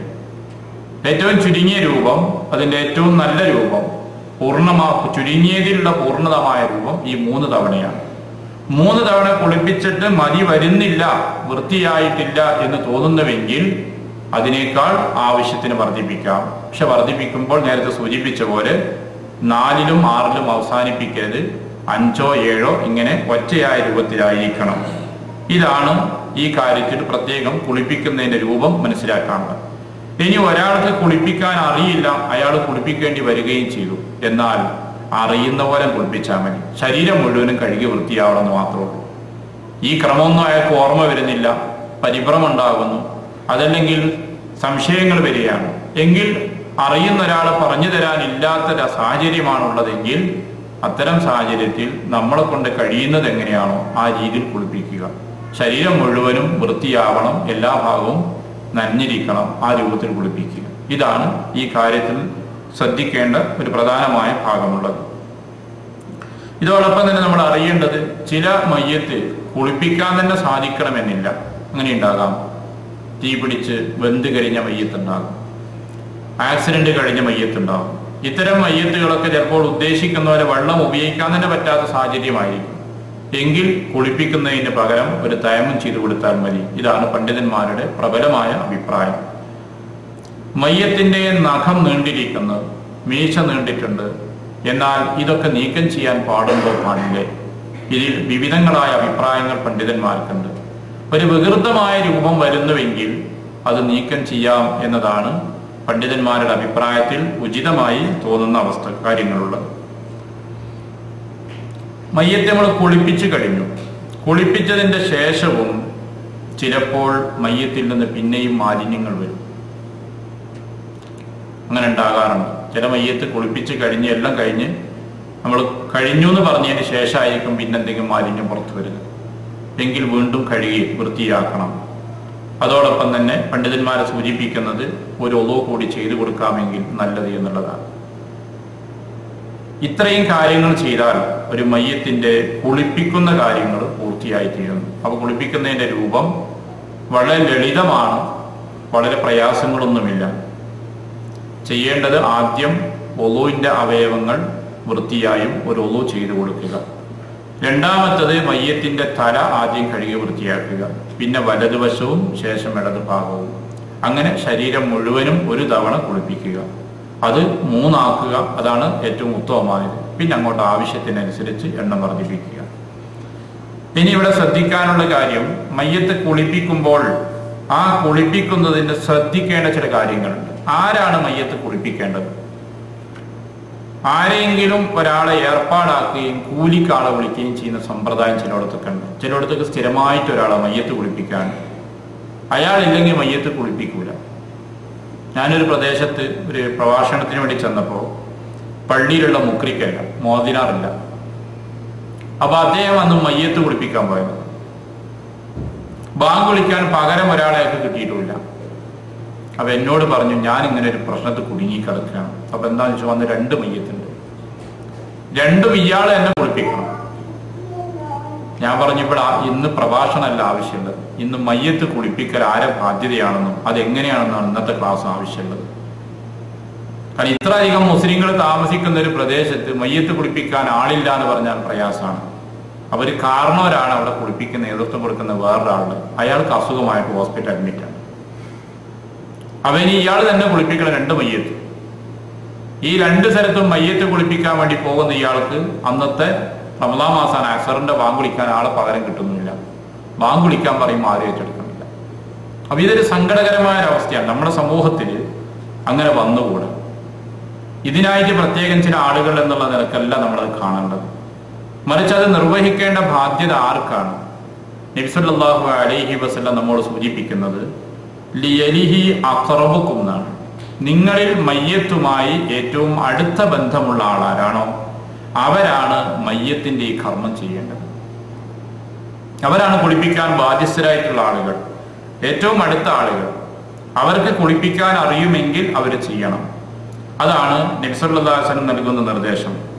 ഫമൻ ലം യകുൻ യഅലമു, അവർക്ക് കുളിപ്പിക്കാൻ അറിയില്ലെങ്കിൽ പിന്നെ ആര് നിർവഹിക്കണം? ഫമൻ തറൗന ഇൻദഹു ഹല്ലൻ മിൻ വറഇൻ വ അമാനത്തിൻ, വറഉള്ള സൂക്ഷ്മതയുള്ള സത്യസന്ധതയുള്ള വിശ്വസ്തതയുള്ള മറ്റൊരാളായിരിക്കണം എന്നാണ്. അപ്പോൾ മയ്യത്ത് കുളിപ്പിക്കുന്നതിന് റസൂൽ നൽകുന്ന ഒന്നാമത്തെ സ്ഥാനം ആർക്കാണ്? അടുത്ത ബന്ധത്തിൽപ്പെട്ട ആളുകൾ, അവരാണത് ചെയ്യേണ്ടത്. അത്തരം ആളുകൾക്ക് കുളിപ്പിക്കാൻ അറിയില്ല എന്നൊരവസ്ഥയുണ്ടെങ്കിൽ അറിയുന്ന ഒരാളെ ഉപയോഗപ്പെടുത്താം. പക്ഷെ ആ ഉപയോഗപ്പെടുത്തുന്ന ആള് അമാനത്തും വറവുമുള്ള ആളായിരിക്കണം, വിശ്വസ്തനായ നല്ല മനുഷ്യനായിരിക്കണം കുളിപ്പിക്കുന്നത്. ഇതിലൊരുപാട് തത്വങ്ങൾ ഉൾക്കൊള്ളുന്ന ഒരു സംഗതിയാണ്. മയ്യത്ത് കുളിപ്പിക്കുക എന്നുള്ളത് ചെറിയൊരു സംഗതിയല്ല, വളരെ പുണ്യമുള്ള കാര്യമാണ്. വളരെ പുണ്യമുള്ള കാര്യമാണ്. സാധാരണ സുന്നത്തിനേക്കാളും പ്രാധാന്യമാണ് ഫർദിനുള്ളത്. അങ്ങനെയാണല്ലോ, സുന്നത്ത് നിസ്കാരത്തെക്കാളും അള്ളാഹുവിൽ പുണ്യമുള്ളത് ഫർദ് നിസ്കാരമാണ്. ഇത് ഫർദ് കിഫയാണ് മയ്യത്ത് കുളിപ്പിക്കൽ. കുളിപ്പിക്കുന്ന വ്യക്തിയെ സംബന്ധിച്ചിടത്തോളം ഫർദ് തന്നെയാണ്. അതുകൊണ്ട് തന്നെ ഈ മയ്യത്ത് കുളിപ്പിക്കുന്നതിന് വലിയ പ്രാധാന്യമാണ് ഇസ്ലാം നൽകിയിട്ടുള്ളത്. എന്നല്ല, മയ്യത്ത് കുളിപ്പിക്കാൻ വേണ്ടി വെള്ളം നൽകുന്നതിനും വളരെ പുണ്യമുണ്ട്. പഴയ കാലത്ത് മുസ്ലിം ചരിത്രങ്ങളിൽ മയ്യത്ത് കുളിപ്പിക്കുവാൻ സൗകര്യപ്പെടുത്തുകയും അതിനുവേണ്ടി മാത്രമായി വെള്ളം നൽകുകയും ചെയ്തിട്ടുള്ള ചരിത്രമുണ്ട്. അത് വലിയൊരു പുണ്യകാര്യമാണ്, മയ്യത്ത് കുളിപ്പിക്കാൻ ആവശ്യമായ വെള്ളം കൊടുക്കുക എന്നുള്ളത്. അപ്പൊ അതുകൊണ്ട് തന്നെ മയ്യത്ത് കുളിപ്പിക്കുക എന്നുള്ളത് പുണ്യമുള്ള കാര്യമാണ്. അതുകൊണ്ട് തന്നെ റസൂല് പഠിപ്പിച്ച ആശയങ്ങൾ നമുക്ക് കാണാം. ലാ യഗ്സിലു മൗതാക്കും ഇല്ലൽ മഅ്മുനൂൻ, നിങ്ങളിൽ നിന്ന് മരണപ്പെട്ടവരെ കുളിപ്പിക്കുന്നവര് അമാനത്തുള്ളവരായിരിക്കട്ടെ എന്ന്, വിശ്വസ്തതയുള്ള കൊള്ളാവുന്ന നല്ലവരായ ആളുകളായിരിക്കണം. മൻ വസ്സല മുസ്ലിമൻ ഫകതമ അലൈഹി വഫറല്ലാഹു ലഹു 40 മറ, ഒരാൾ ഒരു മുസ്ലിമിന്റെ മയ്യത്ത് കുളിപ്പിച്ചു, എന്നിട്ട് ആ മയ്യത്തിനുള്ള ന്യൂനതകൾ, കുറ്റങ്ങളും കുറവുകളൊക്കെ മറച്ചു വെക്കണം. അതാണ് അമാനത്ത് വേണമെന്ന് പറഞ്ഞത്, മറച്ചു വെക്കണം. ചില മയ്യത്തിലൊക്കെ പുറത്ത് പറയാൻ പറ്റാത്ത പലതും ഉണ്ടായിന്ന് വരും. ചിലര് പൊട്ടലുകളും പഴുപ്പും പുഴുക്കളും ഒക്കെ ഉണ്ടായിന്ന് വരും. അല്ലെങ്കിൽ അദ്ദേഹത്തിന്റെ ശരീരത്തിൽ നേരത്തെ തന്നെ എന്തെങ്കിലും വർണ്ണങ്ങളോ കലകളൊക്കെ ഉണ്ടായിന്ന് വരും. ഇതൊന്നും ആരെയും കാണിക്കാതെ അറിയിക്കാതെ കൊണ്ടു നടന്നതായിരിക്കും. അത്തരത്തിലുള്ള എന്തെങ്കിലും ന്യൂനതകൾ കണ്ടാൽ അതെല്ലാം മറച്ചു വെക്കണം. പിന്നീട് ഒരിക്കലും അത് പറയരുത്. ചില ആളുകൾ അപ്പൊന്നും പറയില്ല. എന്തേലും ഈ മരണപ്പെട്ട വ്യക്തിയുമായി ബന്ധപ്പെട്ട സംസാരം പറയുമ്പോൾ ചിലർ പറയും, ഞാനേന്നു ആ മയ്യത്ത് കുളിപ്പിക്കാൻ കൂടിയെന്ന്. അത് കണ്ടിട്ട് സഹിക്കാൻ വയ്യ. നല്ല ഉദ്ദേശത്തിനാണ് പറയുന്നത്. അങ്ങനെ പറഞ്ഞാൽ അങ്ങനെ പോലും പറഞ്ഞു പോകരുത്. ആ ന്യൂനതകൾ, കുറവുകൾ മറ്റുള്ളവരെ മുമ്പിൽ അറിയുന്നൊരവസ്ഥ വരരുത്. അത് മറച്ചു വെക്കാൻ സാധിക്കണം. അങ്ങനെ മറച്ചു വെക്കുന്ന വ്യക്തികൾക്ക് ലഭിക്കുന്ന പുണ്യമാണ് റസൂല് പറഞ്ഞത് 40 തവണ അവന്റെ പാപങ്ങൾ അള്ളാഹു പുറത്തു കൊടുക്കുന്നത്. അപ്പൊ വളരെ പുണ്യമുള്ള, ഏറെ അള്ളാഹുവിൽ നിന്ന് പ്രതിഫലം പ്രതീക്ഷിക്കാവുന്ന ഒരു സംഗതിയാണ് മയ്യത്ത് കുളിപ്പിക്കുക എന്നുള്ളത്. അത് ഇഖ്ലാസോടുകൂടെ ചെയ്യണം. അള്ളാഹുവേ, ഇത് നീ സ്വീകരിക്കണം, ഇതിന്റെ പുണ്യം എനിക്ക് തരണമെന്ന് ഇഖ്ലാസോടുകൂടെ മയ്യത്ത് കുളിപ്പിക്കുന്നുവെങ്കിൽ അതിൻ്റെതായ പുണ്യം ആ വ്യക്തിക്ക് ലഭിക്കും. അത് നഷ്ടപ്പെടാതിരിക്കണമെങ്കിൽ മയ്യത്തിലുള്ള ന്യൂനതകളോ കുറവുകളോ കണ്ടാൽ അതെല്ലാം സ്വകാര്യമാക്കി വെക്കണം. പരസ്യപ്പെടുത്തരുത്, കുറ്റപ്പെടുത്തി പറയരുത്.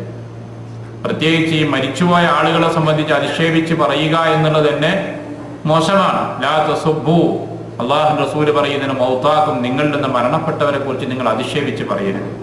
അപ്പൊ അവരെ കുറ്റപ്പെടുത്തുന്ന, ആക്ഷേപിക്കുന്ന രീതിയിലുള്ള സംസാരങ്ങൾ വരാൻ പാടില്ല എന്ന്. സാധാരണഗതിയിൽ മയ്യത്ത് കുളിപ്പിക്കേണ്ട ക്രമം പുരുഷന്മാർ പുരുഷന്മാരെയും സ്ത്രീകൾ സ്ത്രീകളെയുമാണ് കുളിപ്പിക്കേണ്ടത്. അതാണ് അതിന്റെ ശരിയായ ക്രമം. ഇതിൽ നിന്ന് വ്യത്യാസമുള്ളത് ഭാര്യ ഭർത്താക്കന്മാരാണ്. അവർക്ക് പരസ്പരം കുളിപ്പിക്കാവുന്നതാണ്. റസൂൽ സല്ലല്ലാഹു അലൈഹി വസല്ലമയുടെ മയ്യത്ത് കുളിപ്പിച്ചത് പ്രവാചകന്റെ ബന്ധുക്കളാണ്. അലി റളിയല്ലാഹു അൻഹു, ഫദ്ൽ ഇബ്നു അബ്ബാസ് റളിയല്ലാഹു അൻഹു, ഖുസം റളിയല്ലാഹു അൻഹു, അങ്ങനെ റസൂലിന്റെ കുടുംബത്തിൽപ്പെട്ട ആളുകൾ അവരാണ് ആ കുളിപ്പിച്ചിട്ടുള്ളത്. അതിൽ കുളിപ്പിക്കുവാൻ 2-3 ആളുകളും മറ്റു വെള്ളം എത്തിച്ചു കൊടുക്കാൻ ഒരാള്, അർസ് എന്ന് പറയുന്ന കിണറുണ്ടായിരുന്നു, ആ കിണറിലെ വെള്ളം കൊണ്ടുവന്ന് അങ്ങനെ ഈ കാര്യങ്ങളൊക്കെ നിർവഹിക്കുന്ന അവര് തന്നെയായിരുന്നു. പക്ഷെ ആയിഷ റളിയല്ലാഹു അൻഹ പിന്നീട് പറയുന്നുണ്ട്, ലൗ കുന്തു ഇസ്തഖബൽതു മിൻ അംരി മസ്തദ്ബർതു മാ വസല നബിയ സല്ലല്ലാഹു അലൈഹി വസല്ലം ഗൈറു നിസാഇഹി. പിന്നീട് ഞാൻ ആലോചിച്ച കാര്യം നേരത്തെ ആലോചിച്ചിരുന്നുവെങ്കിൽ അള്ളാഹുവിന്റെ റസൂലിന്റെ മയ്യത്ത് ഭാര്യമാരല്ലാതെ മറ്റാരും കുളിപ്പിക്കുമായിരുന്നില്ല എന്ന്. റസൂല് മരിച്ച സമയത്ത് ഭാര്യമാരെല്ലാം മാനസികമായി പ്രത്യേകൊരവസ്ഥയിലാണ്. അതുകൊണ്ട് തന്നെ അവർക്ക് മയ്യത്തെ കുളിപ്പിക്കാനുള്ള ആ ചിന്തയായിരുന്നില്ല. അതിനാൽ കുളിപ്പിച്ചത് റസൂലിന്റെ ബന്ധുക്കൾ തന്നെ. പക്ഷെ ആ സമയത്ത് ഓർമ്മിച്ചില്ല, പിന്നീട് ഓർമ്മ വന്നു. അതാദ്യമേ ഓർമ്മിച്ചിരുന്നുവെങ്കിൽ റസൂലിന്റെ മയ്യത്ത് ഞങ്ങളാണ് കുളിപ്പിക്കുക എന്നാണ് ആയിഷ റളിയല്ലാഹു അൻഹ പറയുന്നത്. ഇത് പറയാൻ കാരണം, ഒരിക്കൽ റസൂലിന് ഒരു മയ്യത്തൊക്കെ മറവ് ചെയ്ത റസൂല് വീട്ടിലേക്ക് വന്നു. നല്ല തലവേദന ഉണ്ടായിരുന്നു പ്രവാചകന്. വീട്ടിലെത്തിയപ്പോൾ ആയിഷ റളിയല്ലാഹു അൻഹ എന്റെ തലയോ എന്ന് പറയാണ്. അങ്ങേയറ്റത്തെ തലവേദന കൊണ്ട് വിഷമിക്കുന്നു. അന്ന് റസൂല് പറഞ്ഞു, ആയിഷ, നീയാണ് ആദ്യം മരിക്കുന്നതെങ്കിൽ നിന്റെ മയ്യത്ത് ഞാനാണ് കുളിപ്പിക്കുക, കഫൻ ചെയ്യുക, നിനക്ക് വേണ്ടി നിസ്കാരം നിർവഹിക്കും എന്നൊക്കെ റസൂല് പറഞ്ഞു. ഇതിന്റെ അടിസ്ഥാനത്തിൽ ഭർത്താക്കന്മാർക്ക് ഭാര്യമാരെ കുളിപ്പിക്കാം എന്നും തിരിച്ചും അനുവദനീയമാണെന്ന് പണ്ഡിതന്മാർ വിശദീകരിക്കുന്നു. മാത്രമല്ല, അബൂബക്കർ റളിയല്ലാഹു അൻഹു അദ്ദേഹം മരിക്കുന്നതിന് മുമ്പ് തന്നെ വസിയത്ത് ചെയ്തു, എന്റെ മയ്യത്ത് കുളിപ്പിക്കേണ്ടത് ഭാര്യ അസ്മയാണ് എന്ന് അവർ വസിയത്ത് ചെയ്തിരുന്നു. ആ വസിയത്തുള്ളത് കൊണ്ട് തന്നെ അബൂബക്കർ റളിയല്ലാഹുവിന്റെ മയ്യത്ത് കുളിപ്പിച്ചത് ഭാര്യ അസ്മാ റളിയല്ലാഹുവിനെയാണ്. ഫാത്തിമ റളിയല്ലാഹു മരിച്ചപ്പോൾ അലി റളിയല്ലാഹു ആണ് അവരെ മയ്യത്ത് കുളിപ്പിച്ചിട്ടുള്ളത്. അപ്പൊ ഭാര്യയ്ക്ക് ഭർത്താവിനെ കുളിപ്പിക്കാം, ഭർത്താവിന്റെ ഭാര്യയും കുളിപ്പിക്കാം. ഇതാണ് ഭാര്യ ഭർത്താക്കന്മാരെ സംബന്ധിച്ചുള്ള പ്രത്യേകമായ നിയമം. അതല്ലെങ്കിൽ പുരുഷന്മാരെ കുളിപ്പിക്കുക, സ്ത്രീകൾ കുളിപ്പിക്കുക. ഇതാണ് ഇസ്ലാമിന്റെ നിർദ്ദേശം. കൊച്ചുകുട്ടികളാണെങ്കിൽ ആ കുട്ടികളെ ഈ വ്യത്യാസമില്ലാതെ കുളിപ്പിക്കാമെന്നാണ്. അതിന് കാരണം, റസൂൽ സല്ലല്ലാഹു അലൈഹി വസല്ലമയുടെ പുത്രൻ ഇബ്രാഹിം എന്ന കുട്ടി ചെറുപ്പത്തിലാണ് മരിച്ചത്. റസൂലിന്റെ ആൺമക്കളൊക്കെ ചെറുപ്പത്തിൽ മരിച്ചു വരും.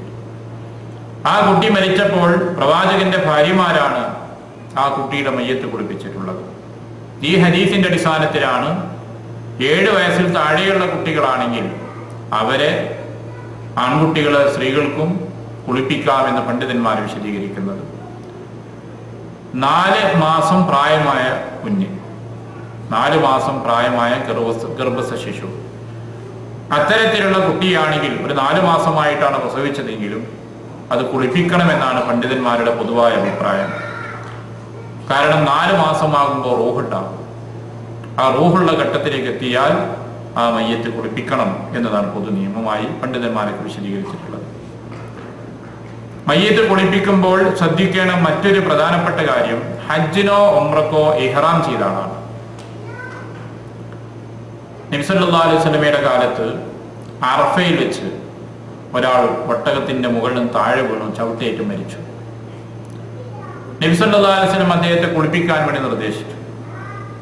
പക്ഷെ കുളിപ്പിക്കാൻ നിർദ്ദേശിച്ച സമയത്ത് പ്രവാചകൻ ചേർത്ത് പറഞ്ഞൊരു കാര്യമുണ്ട്, ലാ തുഹന്നതുഹു, നിങ്ങൾ ഹനൂത്ത് ഉപയോഗിക്കരുത്, സുഗന്ധമൊന്നും ഉപയോഗിക്കരുത്. ഇഹ്റാമിൽ പ്രവേശിച്ച ആൾക്ക് സുഗന്ധം ഉപയോഗിക്കാൻ പാടില്ല, നമുക്കറിയുന്ന കാര്യങ്ങളാണ്. അതുകൊണ്ട് തന്നെ ഇഹ്റാമിലായിട്ടാണ് ആ മനുഷ്യൻ മരിക്കുന്നത്. അതുകൊണ്ട് അയാളെ കുളിപ്പിക്കുന്ന സമയത്തോ കഫൻ ചെയ്യുന്ന സമയത്തോ സുഗന്ധങ്ങളൊന്നും ഉപയോഗിക്കാൻ പാടില്ല. കഫൻ ചെയ്യുന്ന സമയത്ത് റസൂല് പറഞ്ഞു, അയാളുടെ മുഖവും തലയും നിങ്ങൾ മറക്കരുത്. കാരണം ഇഹ്റാം ചെയ്ത പുരുഷന് തലയും മുഖവും മറക്കില്ലല്ലോ, ശരീരത്തിൽ തല തുറന്നിടുന്ന നിയമമാണ്. അതുകൊണ്ട് റസൂല് ചേർത്ത് പറഞ്ഞു, ഫഇന്നഹു യുബഅസു യൗമൽ ഖിയാമത്തി മുലബ്ബിയ, തൽബിയത്ത് ചൊല്ലുന്നവനായിക്കൊണ്ടാണ് പരലോകത്ത് ഇയാൾ പുനർജീവിപ്പിക്കപ്പെടുക. അപ്പൊ ഇഹ്റാമിൽ നിന്ന് വിരമിക്കുന്നതിന് മുമ്പ് ഒരു പുരുഷൻ മരിക്കുകയാണെങ്കിൽ അയാളെ കുളിപ്പിക്കുന്ന സമയത്ത് സുഗന്ധം ഉപയോഗിക്കരുത്. അയാളെ കഫൻ ചെയ്യേണ്ടത് അയാളുടെ 2 വസ്ത്രത്തിൽ നിങ്ങൾ കഫൻ ചെയ്യുക. ഹജ്ജിന് ഇഹ്റാം ചെയ്യുമ്പോൾ 2 വസ്ത്രമാണ് പുരുഷൻ ധരിക്കുന്നത്. അത് അയാൾക്കുള്ള കഫംപടവ കൂടിയാണ്. അതിലായി ഇഹ്റാമിലായിക്കൊണ്ട് മരിക്കുന്നുവെങ്കിൽ ആ വസ്ത്രത്തിൽ കഫൻ ചെയ്യുക. അപ്പോഴും തല മറക്കരുത്, സുഗന്ധം ഉപയോഗിക്കരുത്. ഇത് ഇഹ്റാമിൽ പ്രവേശിച്ച ആളുകളെ സംബന്ധിച്ചിടത്തോളം പ്രത്യേകമായൊരു നിയമമായി റസൂൽ സല്ലല്ലാഹു അലൈഹി വസല്ലം നമ്മളെ പഠിപ്പിക്കുന്നുണ്ട്. കുളിപ്പിക്കണം എന്ന നിയമം ബാധകമല്ലാത്ത ഒരു വിഭാഗമുണ്ട്. അത് ഇസ്ലാമിന് വേണ്ടി യുദ്ധം ചെയ്തിട്ട് യുദ്ധഭൂമിയിൽ വെച്ച് മരിക്കുന്ന ആളുകളാണ്. ഇപ്പൊ ബദർ, ഉഹദ് പോലെയുള്ള യുദ്ധങ്ങൾ നടന്നു. ഇതുപോലുള്ള യുദ്ധം നടക്കുകയും എന്നിട്ട് ആ യുദ്ധഭൂമിയിൽ വെച്ച് മരിക്കുകയും ചെയ്യുകയാണെങ്കിൽ അത്തരം വ്യക്തികളെ സംബന്ധിച്ചിടത്തോളം അവരെ കുളിപ്പിക്കലില്ല, ഷഹീദിനെ കുളിപ്പിക്കുന്നില്ല. ഷഹീദിനെ അയാളുടെ വസ്ത്രത്തിലായി തന്നെയാണ്, ആ രക്തം പുരണ്ട വസ്ത്രം കൊണ്ട് തന്നെയാണ് മറവ് ചെയ്യുന്നത്. വസ്ത്രങ്ങളും നീക്കം ചെയ്യുന്നില്ല. നബി സല്ലല്ലാഹു അലൈഹി വസല്ലം നമുക്ക് നൽകിയ നിർദ്ദേശം അതാണ്. അവർക്ക് വേണ്ടി മയ്യത്ത് നമസ്കാരവുമില്ല, നിർബന്ധമല്ല. ഷഹീദിന് വേണ്ടി അവരെ കുളിപ്പിക്കുന്നില്ല. അതേ രക്തം പുരണ്ട വസ്ത്രത്തിലായിക്കൊണ്ട് തന്നെ അവരെ മറവ് ചെയ്യുന്നു. അവർക്ക് വേണ്ടി പ്രത്യേക നമസ്കാരവുമില്ല. നബി സല്ലല്ലാഹു അലൈഹി വസല്ലമയുടെ മാതൃക ഈ വിഷയത്തിൽ നമുക്ക് കാണാം. കാരണം ഒരുപാട് യുദ്ധങ്ങൾ പ്രവാചകന്റെ കാലത്ത് നടന്നു. ആ യുദ്ധങ്ങളിലെ ഷഹീദുകൾക്ക് ഈ രൂപത്തിലാണ് പ്രവാചകൻ നേതൃത്വം കൊടുത്തിരുന്നത്. അപ്പൊ അത് ഷഹീദായ ആളുകൾക്ക് മാത്രമുള്ള പൊതു നിയമമാണ്. അതേസമയത്ത് ഷഹീദിന്റെ ഗണത്തിൽ ഉൾപ്പെടുത്തിയിട്ടുള്ള വേറെ കുറെ ആളുകളുണ്ട്. ഇസ്ലാമിന് വേണ്ടിയുള്ള യുദ്ധത്തിൽ മരിച്ചവരല്ല. ഇപ്പം ബിൽഡിങ്ങുകൾ തകർന്ന് മരിച്ചു, തീപിടിച്ച് മരിച്ചു, പ്രസവ വേദന കിട്ടിക്കൊണ്ട് ആ പ്രസവ സംബന്ധമായ കാരണത്താൽ മരിക്കുന്നുണ്ട്, ഉദര സംബന്ധമായ ചില രോഗത്താൽ മരണപ്പെടുന്ന ആളുകൾ. ഇങ്ങനെ കുറെ ആളുകളെ ഷഹീദിന്റെ ഗണത്തിൽ ഉൾപ്പെടുത്തിയിട്ടുണ്ട്. അവര് ഇസ്ലാമിന് വേണ്ടിയുള്ള യുദ്ധത്തിൽ മരിച്ച ഷഹീദുകളല്ല. എന്നാൽ ഇവരെയൊക്കെ ശുഹദാക്കൾ എന്നാണ് നബി സല്ലല്ലാഹു അലൈഹി വസല്ലം നമുക്ക് പരിചയപ്പെടുത്തിയിട്ടുള്ളത്. നമ്മൾ മറ്റു മതങ്ങളും തമ്മിൽ വ്യത്യാസപ്പെടുന്ന ഒരു കാര്യം ഇതാണ്. ഒരു ആക്സിഡന്റ് ആയിട്ട് മരിച്ചാൽ ആ മയ്യത്ത് തമ്മാടിക്കുഴി കൊണ്ടിട്ട് മറവിയുന്നതാണ്. കാരണം അതിന് ദുർമരണമാണ് എന്നാണ് ചില മതവിഭാഗത്തിന്റെ വിശ്വാസം. നമ്മളെ സംബന്ധിച്ച് ദുർമരണമല്ല. ആ അത്തരത്തിൽ മരിച്ചൊരു മുഅ്മിനായ മനുഷ്യൻ അങ്ങനെ മരിച്ചാൽ അവന് ഷഹീദിന്റെ സ്ഥാനമാണ് ലഭിക്കുന്നത്, രക്തസാക്ഷിയുടെ സ്ഥാനമാണ് ലഭിക്കുന്നത്. പക്ഷെ ആ രക്തസാക്ഷിയുടെ സ്ഥാനം ലഭിക്കുമെങ്കിലും രക്തസാക്ഷിയെ പോലെ അയാളെ കുളിപ്പിക്കാതെ അയാളുടെ വസ്ത്രത്തിൽ തന്നെയല്ല മറവ് ചെയ്യുക.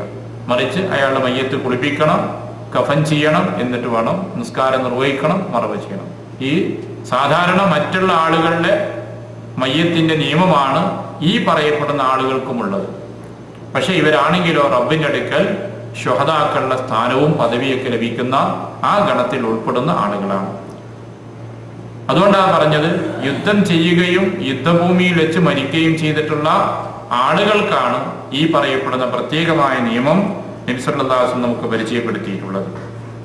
ഇതാണ് മയ്യത്ത് കുളിപ്പിക്കുന്നതുമായി ബന്ധപ്പെട്ട് സാധാരണഗതിയിൽ നമ്മൾ അറിഞ്ഞിരിക്കേണ്ട കാര്യങ്ങൾ. ഒരാള് വെള്ളത്തിൽ മുങ്ങിയാണ് മരിച്ചത്. സാധാരണ ആളുകൾക്കിടയിൽ ഉണ്ടാകുന്ന ഒരു സംശയമാണ്, വെള്ളത്തിൽ മുങ്ങി വെള്ളം കുടിച്ച് മരിച്ചു. അതിന്റെ മുമ്പ് അയാൾ നന്നായി കുളിക്കുകയും ചെയ്തിട്ടുണ്ട്. അങ്ങനെ കുളിച്ചൊക്കെ കഴിഞ്ഞതിന് ശേഷമാണ് അയാൾ വെള്ളത്തിൽ വീണത്, മുങ്ങി മരിച്ചത്. എങ്കിലും ആ മയ്യത്ത് കുളിപ്പിക്കുക എന്നുള്ള നമ്മുടെ ബാധ്യത നിലനിൽക്കുന്നുണ്ട്. അത് നമ്മൾ നിർവഹിക്കേണ്ടതുണ്ട്. ആ ബാധ്യത നമ്മൾ നിർവഹിക്കണമെന്നാണ് ഇസ്ലാമിന്റെ തീരുമാനം. അത് നമുക്കുള്ള ബാധ്യതയാണ്. അയാൾ വെള്ളത്തിൽ മുങ്ങിയാണ് മരിച്ചത്, ശരീരത്തിൽ അഴുക്കൊന്നുമില്ല, അതൊന്നുമില്ലെങ്കിലും അയാളെ കുളിപ്പിക്കുക എന്നുള്ളത് നമുക്കുള്ള ഫർളാണ്. അത് നമ്മൾ ചെയ്തിരിക്കണം എന്നാണ്. അതേപോലെ തന്നെ നബി സല്ലല്ലാഹു അലൈഹി വസല്ലമയുടെ കാലത്ത് യുദ്ധഭൂമിയിൽ വന്ന ഒരു സഹാബി ഉണ്ടായിരുന്നു. അദ്ദേഹത്തിന്റെ പേര് ഹൻളല എന്നാണ്. സാധാരണ നേരത്തെ പറഞ്ഞ പോലെ യുദ്ധഭൂമിയിൽ കൊല്ലപ്പെടുന്ന മരിക്കുന്ന ഷഹീദുകളെ, രക്തസാക്ഷികളെ കുളിപ്പിക്കുകയോ മറ്റു ചെയ്യുന്നില്ല. നബി സല്ലല്ലാഹു അലൈഹി വസല്ലം അദ്ദേഹത്തെ മലക്കുകൾ കുളിപ്പിക്കുന്നത് കണ്ടു. റസൂല് എന്താണ് അതിന്റെ കാരണമെന്ന് അന്വേഷിച്ചു. ഭാര്യയാണ് അതിന്റെ മറുപടി നൽകിയത്. അദ്ദേഹം ജനാബത്തുള്ള വ്യക്തിയായിരുന്നു. കുളിക്കുന്നതിന്റെ മുമ്പാണ് യുദ്ധത്തിനുള്ള വിളി കേൾക്കുകയും യുദ്ധത്തിരംഗത്തേക്ക് ഓടിയിറങ്ങുകയും ചെയ്തത്. അതുകൊണ്ട് ജനാബത്തുള്ള വ്യക്തിയായിട്ടാണ് അദ്ദേഹം ഷഹീദായിരുന്നത്. ഭാര്യയിൽ നിന്ന് കിട്ടിയ വിവരം നബി സല്ലല്ലാഹു അലൈഹി വസല്ലം സഹാബികളെ മനസ്സിലാക്കി. ഇതിന്റെയും അടിസ്ഥാനത്തിൽ പണ്ഡിതന്മാർ വിശദീകരിക്കുന്നത്, ജനാബത്തുള്ള വ്യക്തിയായിട്ടാണ് ഒരാൾ മരിക്കുന്നതെങ്കിലും യുദ്ധത്തിൽ ഷഹീദാകുന്ന വ്യക്തിയെ മറ്റ് മനുഷ്യന്മാരെ കുളിപ്പിക്കേണ്ട ബാധ്യതയില്ല എന്ന്. അഥവാ ഇത്തരത്തിലുള്ള വ്യക്തികളെ ഒരുപക്ഷെ മലക്കുകൾ കുളിപ്പിച്ചേക്കാം, എന്നാൽ പോലും നമ്മളെ സംബന്ധിച്ചിടത്തോളം അവരെ കുളിപ്പിക്കേണ്ട ബാധ്യതയില്ല എന്ന്. കാരണം ഹംദല റളിയല്ലാഹു അൻഹുവിനെ നബിയോ സഹാബത്തോ കുളിപ്പിച്ചിരുന്നില്ല. ഇതാണ് ഈ വിഷയത്തിൽ പൊതുവായി നമ്മൾ അറിഞ്ഞിരിക്കേണ്ട കാര്യങ്ങൾ. അവർ മയ്യത്ത് കുളിപ്പിക്കുക എന്നുള്ളത് വളരെ പുണ്യമുള്ള ഒരു മഹത്തായ കാര്യമാണ്. അത് ചെയ്യുമ്പോൾ വളരെ ഇഖ്ലാസോടുകൂടെ കൃത്യമായ അള്ളാഹുവിൽ നിന്ന് പ്രതിഫലം കിട്ടണമെന്ന ആഗ്രഹത്തോടു കൂടെ ആയിരിക്കണം നമ്മളത് ചെയ്യേണ്ടത്. കുളിപ്പിച്ചു കഴിഞ്ഞാൽ ആ മയ്യത്തിന്റെ വെള്ളമെല്ലാം തോർത്തി എന്നിട്ട് മയ്യത്തിന് കഫൻ ചെയ്യണം. രണ്ടാമത്തെ നിർബന്ധമായ നമ്മുടെ ബാധ്യത അതാണ്, കഫൻ ചെയ്യലാണ്. ഏതൊരു മനുഷ്യനെയും കഫൻ ചെയ്യേണ്ടതുണ്ട്. ശരീരം മുഴുവൻ മറയുന്ന വല്ലതും കൊണ്ട് കഫൻ ചെയ്തിരിക്കണം. നബി സല്ലല്ലാഹു അലൈഹി വസല്ലമയുടെ കാലത്ത് പല അവസ്ഥകളിലുമുള്ള ആളുകൾ ഉണ്ടായിരുന്നു. ഉഹദ് യുദ്ധം കഴിഞ്ഞു. ആ ഉഹദ് യുദ്ധത്തിൽ ഷഹീദായ ആളുകളിൽ പ്രമുഖ വ്യക്തികളുടെ ഒരാളാണ് മുസ്അബ് ബിൻ ഉമൈർ റളിയല്ലാഹു അൻഹു. ഇതേപോലത്തെ മറ്റു ചില സഹാബികളുടെയും അനുഭവത്തിലും ഈ കാര്യങ്ങൾ പറയുന്നുണ്ട്. അദ്ദേഹത്തെ കഫൻ ചെയ്യാനായപ്പോൾ, മറവ് ചെയ്യാൻ നേരത്ത് സഹാബികൾ വന്ന് റസൂലിനോട് പറഞ്ഞു, പ്രവാചകരെ, അദ്ദേഹത്തിന്റെ കയ്യിൽ ഒരു വസ്ത്രമുള്ളത്, ശരീരം മുഴുവൻ അതുകൊണ്ട് മറയുന്നില്ല, തല മറയുമ്പോൾ കാല് വെളിവാകുന്നുണ്ട്, കാല് മറച്ചാൽ തലയും വെളിവാകും, അതുകൊണ്ട് എന്ത് ചെയ്യണമെന്ന് നബി സല്ലല്ലാഹു അലൈഹി വസല്ലം ചോദിച്ചു. റസൂൽ സല്ലല്ലാഹു അലൈഹി വസല്ലം പറഞ്ഞു, തലയുടെ ഭാഗം നിങ്ങൾ ആ തുണി കൊണ്ട് തന്നെ മറക്കുക, കാലിന്റെ ഭാഗം ഇദ്ഹർ, ഇവിടെ നിങ്ങൾക്ക് കാണാം പാറക്കെട്ടുകൾ ഉണ്ടാകുന്ന ഒരു തരം പുല്ലുണ്ട്, ചങ്ങണപ്പുല്ല്, ആ പുല്ല് കൊണ്ട് നിങ്ങൾ മറക്കുക. അങ്ങനെയാണ് റസൂലിന്റെ നിർദ്ദേശമുള്ളത്. അപ്പൊ ഇത് സൂചിപ്പിക്കുന്നത് ഒരു തുണി കൊണ്ടെങ്കിലും ശരീരം മുഴുവൻ മറയുന്ന രീതിയിൽ കഫൻ ചെയ്യണം എന്ന യാഥാർത്ഥ്യമാണ് നബി സല്ലല്ലാഹു അലൈഹി വസല്ലം നമുക്ക് നൽകുന്നത്. റസൂൽ നൽകിയിട്ടുള്ള നിർദ്ദേശത്തിൽ ഒന്ന്, ഇദാ കഫന അഹദുക്കും മഖാഉ ഫൽയുഹ്സിൻ കഫനഹു, നിങ്ങളുടെ സഹോദരനെ കഫൻ ചെയ്യുമ്പോൾ നല്ല കഫൻ പുടവ ഉപയോഗിക്കുക. നല്ലത് എന്ന് ഉദ്ദേശിക്കുന്നത് വളരെ വില കൂടിയത് എന്ന അർത്ഥത്തിലല്ല, വൃത്തിയുള്ള കൊള്ളാവുന്ന ഒരു വസ്ത്രമായിരിക്കണം കഫന് വേണ്ടി നിങ്ങൾ ഉപയോഗപ്പെടുത്തുന്നത്. അലി റളിയല്ലാഹു അൻഹു നിർദ്ദേശിക്കുന്ന ഉപദേശത്തിൽ കാണാം, ലാ തഗാലൂ ഫിൽ കഫൻ ഫഇന്നഹു യസ്ലബു സൽബൻ സരിഅ, വളരെ റാലിയായിട്ടുള്ള വലിയ വില കൂടിയ കഫൻ പടവല്ല നിങ്ങൾ ഉപയോഗിക്കേണ്ടത്, ഇത് നശിക്കാനുള്ളതാണ്. അതുകൊണ്ട് തന്നെ ഒരു മിതമായ വിലക്കുള്ളതായിരിക്കണം കഫൻ പടവയായിട്ട് നിങ്ങൾ ഉപയോഗിക്കേണ്ടത് എന്നാണ്. മഹാൻ അബൂബക്കർ റളിയല്ലാഹു അൻഹു മരിക്കുന്നതിന് മുമ്പ് സുഖമില്ലാതെ കിടന്ന സമയത്ത് തൻ്റെ അടുത്തുണ്ടായിരുന്ന ഒരു വസ്ത്രം ചൂണ്ടിക്കാണിച്ചിട്ട് അദ്ദേഹം പറഞ്ഞു, ഇത് കഴുകി വൃത്തിയാക്കി നിങ്ങൾ വെക്കുക. അതിൽ പല കറകളുമൊക്കെ ഉണ്ടായിരുന്നു, അഴുക്കുകളുണ്ടായിരുന്നു, അതുകൊണ്ട് നിങ്ങൾ കഴുകി വൃത്തിയാക്കി വെക്കണം. എന്തിനാണ്? പുതിയത് എനിക്ക് ആവശ്യമില്ല, എനിക്ക് പുതിയതിനേക്കാളും നല്ലത് ഈ പഴയതാണ്, ഇത് നല്ല വൃത്തിയുള്ളതാണ്, ഇത് വൃത്തിയാക്കി വെച്ചാൽ അതാണ് ഞാൻ കഫൻ പുടവയായിട്ട് ഉപയോഗിക്കുന്നത് എന്ന് അദ്ദേഹം പറയുകയും അതിൻ്റെ അടിസ്ഥാനത്തിൽ ആ അലക്കിയ തുണിയാണ് അദ്ദേഹത്തിന്റെ കഫൻ പുടവയായിട്ട് ഉപയോഗിക്കുകയും ചെയ്തിട്ടുള്ളത്. മറ്റൊരിക്കൽ നബി സല്ലല്ലാഹു അലൈഹി വസല്ലമയുടെ അടുക്കലേക്ക് ഒരു സ്ത്രീ വന്നിട്ട് റസൂലിന് ഒരു വസ്ത്രം കൊടുത്തു. ആ വസ്ത്രം റസൂല് സ്വീകരിക്കുകയും ചെയ്തു. പിന്നീട് ആ സ്ത്രീ പോയി കുറച്ച് കഴിഞ്ഞപ്പോ ഒരു സദസ്സിലുണ്ടായിരുന്ന ഒരു സഹാബി റസൂലിനോട് ചോദിച്ചു, അള്ളാഹുവിന്റെ പ്രവാചകരെ, അത് എനിക്ക് തരുമോ എന്ന് ചോദിച്ചു. റസൂൽ ആ മനുഷ്യന് കൊടുത്തു. നബി സല്ലല്ലാഹു അലൈഹി വസല്ലം അവിടുന്ന് വീട്ടിലേക്ക് പോയ സമയത്ത് എല്ലാവരും ഇയാളോട് ചോദിച്ചു, നീ ചെയ്ത് ശരിയായില്ല. റസൂല് ആവശ്യമുണ്ടെങ്കിൽ മാത്രമാണ് വസ്ത്രം വാങ്ങാറുള്ളത്, അതല്ലെങ്കിൽ റസൂൽ അത് ആളുകൾക്ക് നൽകുകയാണ് ചെയ്യുക. അപ്പൊ റസൂലിന് അത് ആവശ്യമുള്ളത് കൊണ്ട് വാങ്ങിയിരിക്കെ നീ അത് ചോദിച്ചു വാങ്ങിയത് ശരിയായില്ലല്ലോ. ചോദിച്ചാൽ ഒരിക്കലും റസൂൽ തരാതിരിക്കില്ല എന്ന് എല്ലാവർക്കും അറിയാലോ. ആവശ്യമുണ്ടെങ്കിലും ചോദിച്ചാൽ റസൂൽ അത് കൊടുക്കും. അതാണ് റസൂലിന്റെ സ്വഭാവം. അപ്പോൾ അദ്ദേഹം പറഞ്ഞു, ഞാനത് എൻ്റെ കഫം പുടവയാക്കാൻ വേണ്ടിയാണ് ചോദിച്ചു വാങ്ങിയത്. ഈ ഹദീസിന്റെ അടിസ്ഥാനത്തിൽ പണ്ഡിതന്മാർ വിശദീകരിക്കുന്ന ഒരു കാര്യം, ബാബു മനിസ്തഅദ്ദൽ കഫന ഫീ അഹദിൻ നബി സല്ലല്ലാഹു അലൈഹി വസല്ലം, റസൂൽ കരീം സല്ലല്ലാഹു അലൈഹി വസല്ലമയുടെ കാലത്ത് കഫം പുടവ ഒരുക്കി വെച്ച ആൾ എന്നാണ്. അപ്പൊ ഒരാൾക്ക് മരിക്കുന്നതിന് മുമ്പ് തന്നെ അയാൾക്ക് വേണ്ട കഫം പുടവ കണ്ടെത്താം, ശേഖരിച്ചു വെക്കാം. അബൂബക്കർ റളിയല്ലാഹു അൻഹു സൂചിപ്പിച്ച പോലെ അലക്കിയ വസ്ത്രങ്ങൾക്ക് അതിനുവേണ്ടി ഉപയോഗപ്പെടുത്താം.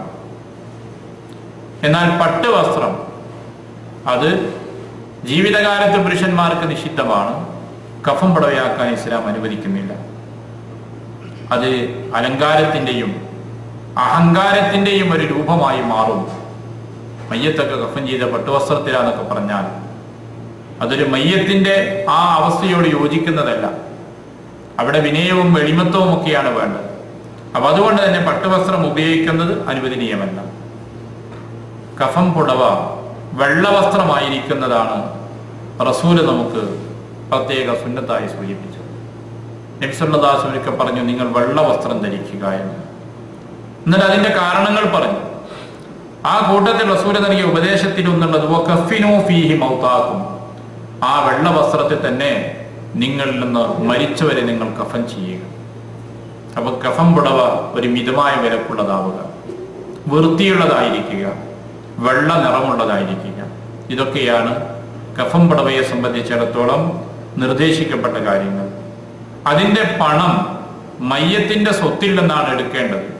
അതില്ലെങ്കിൽ ബന്ധുക്കളോ കുടുംബങ്ങളോ അതിനു വേണ്ട സാമ്പത്തിക ചെലവുകൾ വഹിക്കണം. ഈ കഫം പുടവയിൽ സുഗന്ധം ഉപയോഗിക്കുക. നാട്ടിലൊക്കെ പനിനീര് ഉപയോഗിക്കുന്നു, മറ്റ് അതുപോലുള്ള കുന്തിറുക്കം ഇതുപോലുള്ളൊക്കെയാണ് ഉപയോഗിക്കാറുള്ളത്. ഇത്തരത്തിൽ ഏതെങ്കിലും തരത്തിലുള്ള സുഗന്ധങ്ങൾ ഉപയോഗിക്കുക. നബി സല്ലല്ലാഹു അലൈഹി വസല്ലമയുടെ കാലത്ത് അങ്ങനെ ചെയ്തിരുന്നു. റസൂൽ ഉപദേശിക്കുന്നുണ്ട്, ഇദാ അജ്മർതുമിൽ മയ്യിത ഫഅജ്മിറൂഹു സലാസൻ, മയ്യത്തിനും നിങ്ങൾ സുഗന്ധം ഉപയോഗിക്കുക. കഫം പുടവ മാത്രമല്ല, മയ്യത്തിനും ആവശ്യമാണെന്നുണ്ടെങ്കിൽ സുഗന്ധം ഉപയോഗിക്കുന്ന പ്രത്യേക സുന്നത്താണ്. അപ്പൊ ഇങ്ങനെ കഫം പുടവയിലും മറ്റുമൊക്കെ സുഗന്ധം ഉപയോഗിക്കുക, അത് സുന്നത്തുള്ളതാണ്. റസൂൽ കരീം സല്ലല്ലാഹു അലൈഹി വസല്ലമയെ കഫൻ ചെയ്തിട്ടുള്ളത് 3 വെള്ള വസ്ത്രത്തിലാണ്.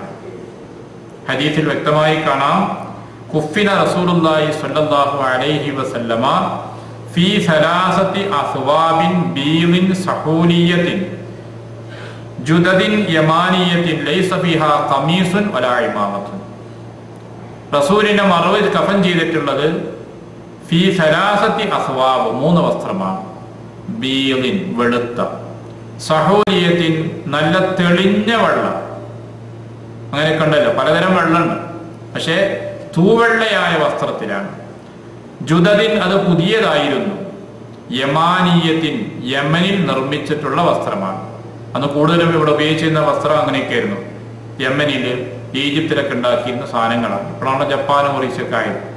അപ്പൊ ആ കാലത്ത് ഇവിടെ ഉപയോഗിച്ചിരുന്ന വസ്ത്രം പ്രവാചകനോട് ഉപയോഗിച്ചിരുന്ന യമനി വസ്ത്രമാണ്. ലൈസ ഫീഹാ ഖമീസുൻ വലാ ഇമാമ, കുപ്പായം ഇല്ല, ഖമീസ് ഇല്ല, ഇമാമത്ത് തലപ്പാവില്ല. അപ്പൊ 3 തുണിയിലാണ് നബി സല്ലല്ലാഹു അലൈഹി വസല്ലമയെ കഫൻ ചെയ്തിട്ടുള്ളത്. ഇതിന്റെ അടിസ്ഥാനത്തിലാണ് 3 തുണിയാണ് കഫൻ ചെയ്യുവാൻ വേണ്ടി പുരുഷന് ഉപയോഗപ്പെടുത്തണം എന്ന് പറയാൻ കാരണം. അപ്പൊ എങ്ങനെയാണ് കഫൻ ചെയ്യേണ്ടത്? 3 തുണികളും മേലക്ക് മേലെയായിട്ട് വിരിച്ചു വെക്കുക. അതിന്റെ അടിയിൽ ആ തുണി കെട്ടാൻ ആവശ്യമായ ചെറിയ നാടകളോ കയറുകളോ അതിനുവേണ്ടി ഉപയോഗിക്കാവുന്നത് ആദ്യം തന്നെ വെക്കുക. പിന്നീട് നേരത്തെ നമ്മൾ മനസ്സിലാക്കി, മയ്യത്തിനെ കുളിപ്പിച്ച് കഴിഞ്ഞ് മയ്യത്തിന്റെ നഗ്നഭാഗം കാണാതിരിക്കുവാൻ ഒരു അടിമുണ്ടവിടെ ധരിപ്പിക്കുക. എന്നിട്ട് ആ മയ്യത്തിനെ കൊണ്ടുവന്ന് ഈ തുണിയിൽ കിടത്തുകയാണ്. തുണിയിൽ കിടത്തിയിട്ട് ചില മയ്യത്ത് എന്ന് പറയുമ്പോൾ നേരത്തെ സൂചിപ്പിച്ച പോലെ മൂക്കിൽ നിന്ന് വായിൽ നിന്നൊക്കെ നീരും അതുപോലുള്ളതൊക്കെ വരാൻ സാധ്യതയുണ്ട്. ആക്സിഡന്റ് ഒക്കെ കഴിഞ്ഞ ചില മയ്യത്താണെങ്കിൽ അതിൽ നിന്ന് ബ്ലഡ് വരാനുള്ള സാധ്യതയുണ്ട്.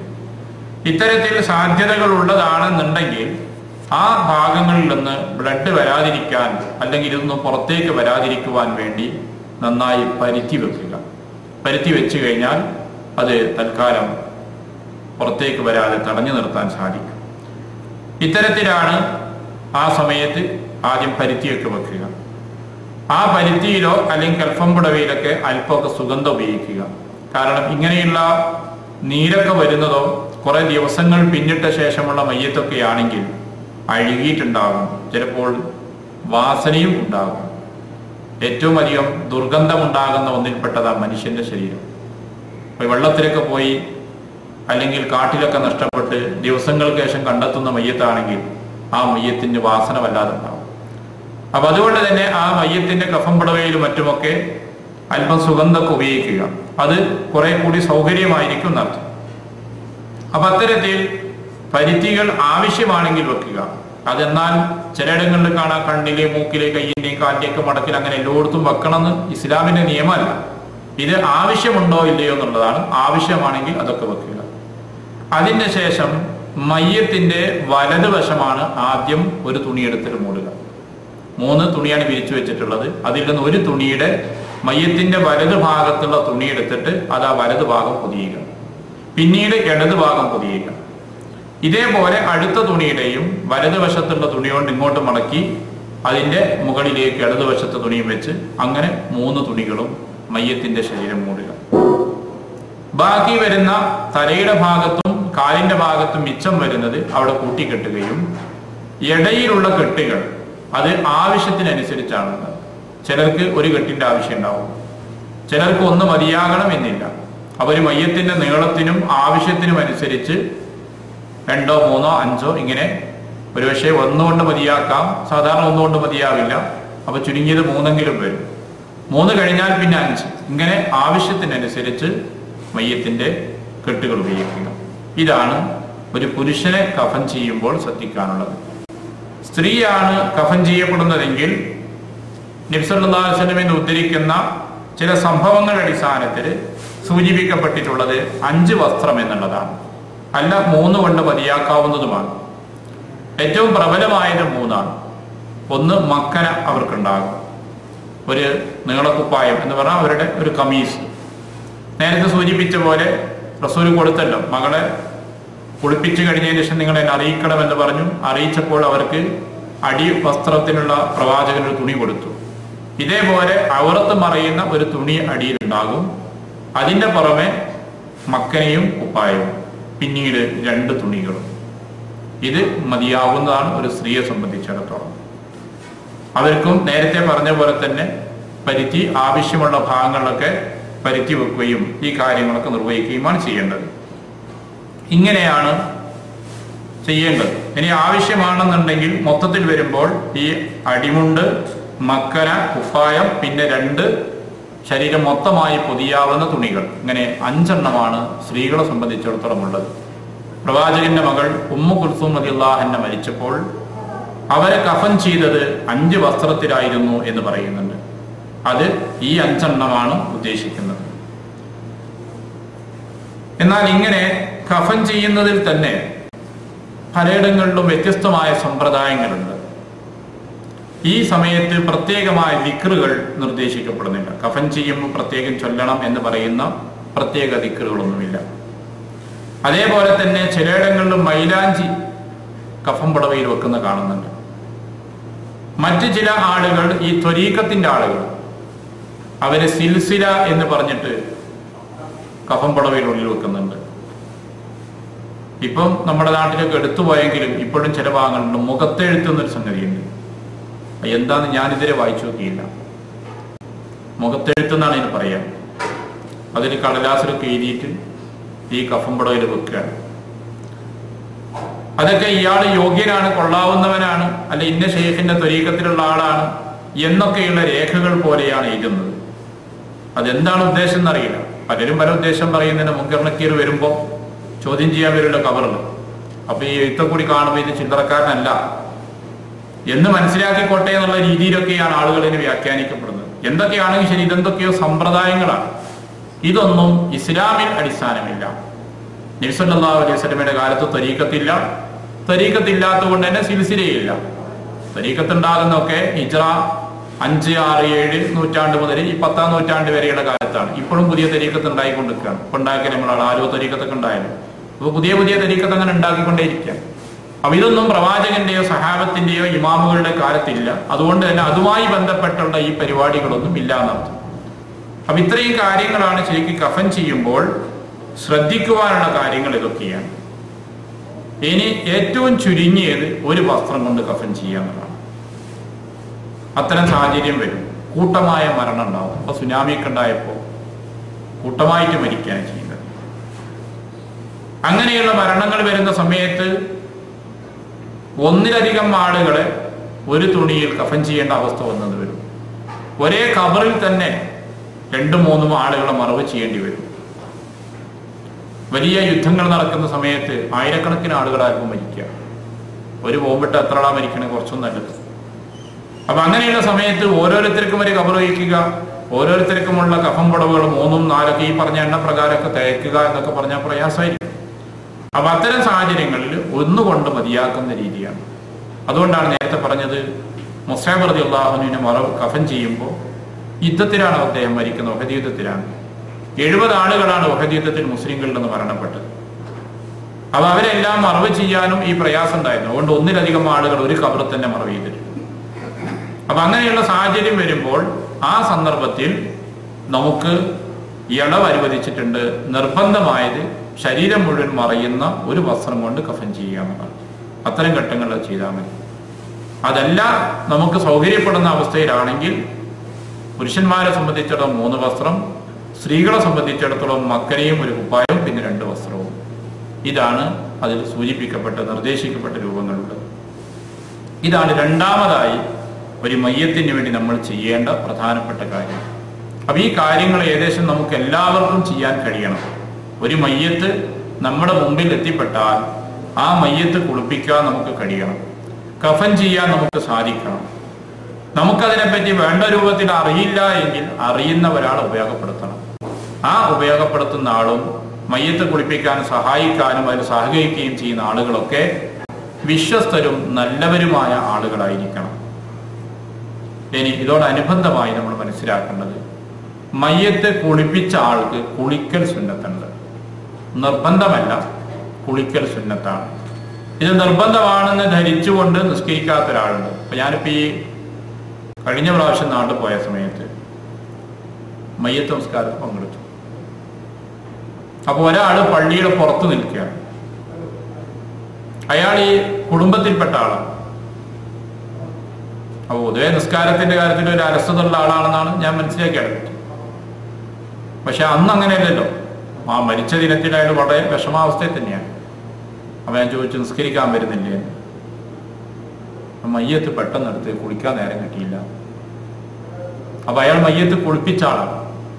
അപ്പൊ മയ്യത്ത് കുളിപ്പിക്കുകയും പിന്നെ വേഗത്തിൽ മയ്യത്ത് എടുത്തു. കാരണം താമസിച്ചാൽ എല്ലാവർക്കും ബുദ്ധിമുട്ടുണ്ടാവുമല്ലോ, പല സന്ദർഭം അങ്ങനെ ഉണ്ടാവും. അതിൻ്റെ ഇടയിൽ കുളിക്കാൻ സമയം കിട്ടിയിട്ടില്ല, ദുഃഖത്തോടെ നിൽക്കണേ. ആ മയ്യത്ത് നിസ്കാരത്തിൽ പങ്കെടുക്കാൻ കഴിയുന്നില്ലല്ലോ എന്നുള്ള ദുഃഖത്തിലാണ് അയാൾ നിൽക്കുന്നത്. അപ്പൊ ഇതൊരു തെറ്റിദ്ധാരണയാണ്. റസൂലിൽ നിന്ന് നിർദ്ദേശിക്കുന്നുണ്ട്, മയ്യത്ത് കുളിപ്പിച്ചവൻ കുളിക്കട്ടെ എന്ന് നിർദ്ദേശമുണ്ട്. ആ നിർദ്ദേശം കർശനമായി നടപ്പിലാക്കാനല്ല റസൂൽ പറഞ്ഞത്. അതിന്റെ സുന്നത്താണ്, കുളിക്കൽ സുന്നത്തുണ്ട്. ഇപ്പൊ നമ്മൾ ഹജ്ജിനെ ഇഹ്റാം ചെയ്യുന്ന സമയത്ത് കുളിക്കൽ എന്താണ്? സുന്നത്താണ്. ഒരാൾക്ക് ഇപ്പൊ ഇഹ്റാമിന്റെ സമയത്ത് കുളിക്കാതെ പോയാൽ അയാൾക്കൊരു സുന്നത്തായ കുളിയുടെ പ്രതിഫലം നഷ്ടപ്പെട്ടു എന്നല്ലാതെ അയാളെ ഹജ്ജിനോ ഉംറക്കൊന്നും ഒരു പ്രശ്നമല്ല. ഇതേപോലെ മയ്യത്ത് കുളിപ്പിച്ച വ്യക്തിയെ സംബന്ധിച്ചിടത്തോളം കുളിക്കൽ സുന്നത്താണ്. അഥവാ കുളിക്കാതിരുന്നു എന്ന കാരണത്താൽ അയാൾ നിസ്കരിക്കാതിരിക്കാൻ പാടില്ല. അസ്മാ റളിയല്ലാഹു അൻഹയാണ് അബൂബക്കർ റളിയല്ലാഹു അൻഹു കുളിപ്പിച്ചത്. നേരത്തെ പറഞ്ഞല്ലോ. കുളിപ്പിച്ച് കഴിഞ്ഞ ശേഷം അസ്മാ റളിയല്ലാഹു അൻഹ പുറത്തേക്ക് ഇറങ്ങിയിട്ട് സഹാബികളോട് ചോദിച്ചു. മുഹാജിറുകളും അൻസാരികളും ഒരുപാട് സഹാബികളുണ്ട്. അവരോട് പറഞ്ഞു, ഞാൻ ഇന്ന് നോമ്പെടുത്താണ്, എനിക്ക് നോമ്പാണ്, ഭയങ്കരമായ തണുപ്പുണ്ടെന്ന്, അതുകൊണ്ട് എനിക്ക് കുളിക്കൽ നിർബന്ധമുണ്ടോ എന്ന് ചോദിച്ചു. സഹാബത്ത് പറഞ്ഞു, ഇല്ല. ഞങ്ങളുടെ കൂട്ടത്തിൽ മയ്യത്ത് കുളിപ്പിച്ചാൽ കുളിക്കുന്നവരുമുണ്ട്, കുളിക്കാത്തവരുമുണ്ട്. അപ്പൊ മയ്യത്ത് കുളിപ്പിച്ചവരെ കുളിക്കണമെന്ന് നിർബന്ധ നിയമമല്ല. മറിച്ച് കുളിക്കലാണ് ഇതിന്റെ സുന്നത്ത്. നമുക്കറിയാം ഒരു മയ്യത്ത് കുളിപ്പിക്കുമ്പോൾ കുറേയൊക്കെ ചിലപ്പോൾ ദേഹത്ത് തെറിക്കാനൊക്കെ സാധ്യതയുമുണ്ട്. അപ്പൊ അതുകൊണ്ട് കുളിക്കുന്നത് നല്ലതാണ്, പുണ്യമുള്ളതാണ്. ഇനി അഥവാ ഒരാൾക്ക് കുളിക്കാൻ സൗകര്യപ്പെട്ടില്ല എങ്കിൽ അയാൾ കുളിച്ചില്ല എന്ന കാരണം പറഞ്ഞിട്ട് നിസ്കരിക്കാതിരിക്കരുത്, നിസ്കാരത്തിൽ പങ്കെടുക്കണം. ഒരു മയ്യത്തിന് വേണ്ടി ചെയ്യുന്നതിൽ ഏറ്റവും പ്രധാനപ്പെട്ട എന്താണ്? നിസ്കാരം തന്നെയാണ്. അത് നഷ്ടപ്പെടാൻ പാടില്ല. കുളിപ്പിക്കുന്നത് പുണ്യമുള്ളതാണ്, കഫൻ ചെയ്യുന്നതിന് പുണ്യമുണ്ട്, അതേപോലെ തന്നെ വളരെ പ്രാധാന്യവും പുണ്യമുള്ളതാണ് നിസ്കാരം. അപ്പോൾ അത് നഷ്ടപ്പെടാതിരിക്കാൻ ശ്രദ്ധിക്കണം. അപ്പൊ അതുകൊണ്ട് തന്നെ മയ്യത്ത് കുളിപ്പിച്ചവർക്ക് കുളിക്കുക എന്നുള്ളത് പ്രത്യേകമായി സുന്നത്താണ്. സൗകര്യപ്പെടുന്ന ആളുകൾ ആ കാര്യം നിർവഹിക്കുക. ഒരു മയ്യത്ത് കുളിപ്പിക്കുന്നിടത്തും കഫൻ ചെയ്യുന്നിടത്തും നേരത്തെ പറഞ്ഞ പോലെ ആവശ്യമുള്ളവരല്ലാത്തവർ അവിടെ ഉണ്ടാവരുത്. ആവശ്യമുള്ളവർ മാത്രമേ ഉണ്ടാകൂ. അതിനാവശ്യമുള്ളവർ, കുളിപ്പിക്കുന്ന ആളുകൾ, അതിന് സഹായിക്കുന്ന ആളുകൾ. അല്ലാതെ കുളിപ്പിക്കുന്നിടത്തും കഫൻ ചെയ്യുന്നിടത്തും എത്തി നോക്കരുത്. അവിടെ എന്താ നടക്കുന്നത് നിങ്ങൾ എത്തി നോക്കുക, അത് ചെയ്യരുത്. ഇതൊക്കെ സമൂഹത്തിൽ നടക്കുന്ന കാര്യങ്ങളാണ്. അതുകൊണ്ട് അതിൽ നല്ല സംസ്കാരമല്ല. കാരണം നേരത്തെ നമ്മൾ മനസ്സിലാക്കിയല്ലോ, കുളിപ്പിക്കുക എന്ന് പറയുന്നതിൽ അമാനത്തുണ്ടാവണം. അത് അതിൻ്റെ ഒരു മറയോടുകൂടെ തന്നെ സ്വകാര്യമായി നിർവഹിക്കേണ്ട കാര്യങ്ങളാണ്. കഴിയുന്നതും ഇതൊക്കെ ചെയ്യേണ്ടത് സ്വന്തക്കാരാണ്. സ്വന്തക്കാര് ചെയ്യുമ്പോൾ അതിൽ കൂടുതൽ ശ്രദ്ധയുണ്ടാകും. അറപ്പും വെറുപ്പും ഇല്ലാതെ ചെയ്യും. ചില മയ്യത്തിന്റെ കാര്യങ്ങൾ ചെയ്യാനൊക്കെ ആളുകൾക്ക് പ്രയാസം ഉണ്ടാകും. വൈകി അഴുകിയ മയ്യത്തൊക്കെ ആണെങ്കിൽ അസാധ്യമായ ദുർഗന്ധമുണ്ടാകും. അതൊക്കെ പുറത്തുള്ള ഒരാളുകൾ ചെയ്യുമ്പോൾ ഒരു പരിധി വരെയാണ് എത്രയായിരുന്നാലും ആ കാര്യം നിർവഹിക്കാൻ താല്പര്യം ഉണ്ടാകുക. സ്വന്തക്കാരായ ആളുകൾ നിർവഹിക്കുമ്പോൾ അങ്ങനെ ആയിരിക്കില്ല, അതിലൊരു പ്രയാസം തോന്നുകയില്ല. അതുകൊണ്ട് കഴിയുന്നത്ര സ്വന്തക്കാരാണ് ഈ കാര്യങ്ങളൊക്കെ നിർവഹിക്കേണ്ടത്. അതിലാണ് നമ്മൾ ശ്രദ്ധിക്കുകയും ചെയ്യേണ്ടത്. അപ്പോൾ ചുരുക്കത്തിൽ ഒരു മയ്യത്തിന്റെ പ്രധാനമായ കർമ്മങ്ങളിൽ 2 കാര്യങ്ങളാണ് നമ്മൾ മനസ്സിലാക്കിയത്. മയ്യത്ത് എങ്ങനെയാണ് കുളിപ്പിക്കേണ്ടത്, മയ്യത്ത് എങ്ങനെയാണ് കഫൻ ചെയ്യേണ്ടത്. ഈ കാര്യങ്ങളെ പറ്റിയുള്ള ധാരണ നമുക്കുണ്ടാകണം. കൃത്യമായും അതിൻ്റെതായ രൂപം നമ്മൾ പഠിച്ചിരിക്കണം. സന്ദർഭം ലഭിക്കുമ്പോൾ ഇത്തരം കാര്യങ്ങളിൽ നമ്മൾ പങ്കെടുക്കുകയും ചെയ്യണം. ഒരു മയ്യത്ത് കുളിപ്പിക്കുന്ന സ്ഥലത്ത് നമ്മൾ എത്തിപ്പെട്ടാൽ, നമ്മുടെ കുടുംബത്തിലോ ബന്ധത്തിലോ പെട്ട ആളുകളാണെങ്കിൽ നമ്മളതിൽ പങ്കെടുക്കണം. അങ്ങനെ ഒരു മയ്യത്തിനെങ്കിലും നമ്മൾ പങ്കെടുത്താൽ നമുക്ക് മയ്യത്ത് കുളിപ്പിക്കുന്ന കാര്യങ്ങളെ പറ്റി ഒരു ധാരണ ലഭിക്കും. കാരണം ഇത് നമ്മൾ ഉദ്ദേശിക്കുന്ന സമയത്ത് നമുക്ക് പഠിക്കാവുന്ന ഒരു സംഗതിയില്ല. അവസരം ലഭിക്കുമ്പോൾ നമ്മൾ ഉപയോഗപ്പെടുത്തുകയാണ് ചെയ്യേണ്ടത്. അപ്പൊ അതിനാൽ തന്നെ നമ്മൾ ഇത്തരം കാര്യങ്ങളിലൊക്കെ സഹകരിക്കുകയും അതിലൂടെ ലഭിക്കുന്ന പുണ്യം നഷ്ടപ്പെടുത്താതിരിക്കുകയും ചെയ്യണം. അല്ലാഹു സുബ്ഹാനഹു തആല അവന്റെ എല്ലാ കൽപ്പനകളും അനുസരിക്കുന്ന നല്ലവരായ വിശ്വാസികളായി ജീവിക്കുവാനും മരിക്കുവാനും നമ്മെ അനുഗ്രഹിക്കുമാറാകട്ടെ. നമ്മുടെ ജീവിതത്തിൽ വന്നു പോകുന്ന എല്ലാ പാപങ്ങളും അള്ളാഹു പുറത്ത് മാപ്പാക്കി തരുമാറാകട്ടെ. നമ്മിൽ നിന്ന് മരണപ്പെട്ടവരെയും നമ്മെയും അള്ളാഹുവിൻ്റെ ജന്നാത്തുൽ ഫിർദൗസിൽ ഒരുമിച്ച് കൂട്ടുമാറാകട്ടെ. അള്ളാഹുവിൻ്റെ സർവ്വവിധ അനുഗ്രഹങ്ങൾ ലഭിക്കുകയും പ്രയാസങ്ങളും ബുദ്ധിമുട്ടുകളും തരണം ചെയ്യുവാനുള്ള കരുത്തും ശേഷിയും റബ്ബ് നമുക്കെല്ലാം പ്രദാനം ചെയ്യുമാറാകട്ടെ. നമ്മെയും കുടുംബാദികളെയും ഐശ്വര്യത്തിലും അല്ലലും അലട്ടലുമില്ലാത്ത ജീവിതം അള്ളാഹു അനുഗ്രഹിക്കുമാറാകട്ടെ. അള്ളാഹുവിൻ്റെ ദീൻ മനസ്സിലാക്കാനും അതനുസരിച്ച് ജീവിക്കുവാനും ഈമാനോടെ മരിക്കുവാനുമുള്ള തൗഫീഖ് റബ്ബ് നമുക്കും കുടുംബാദികൾക്കും നൽകുമാറാകട്ടെ. റബ്ബന തഖബ്ബൽ മിന്നാ ഇന്നക അൻതസ് സമീഉൽ അലീം വതുബ് അലൈനാ ഇന്നക അൻതത് തവ്വാബുർ റഹീം. اللهم اغفر للمؤمنين والمؤمنات والمسلمين والمسلمات الأحياء منهم والأموات آمين برحمتك يا أرحم الراحمين. وصلى الله وسلم على محمد وعلى آله وصحبه أجمعين. السلام عليكم.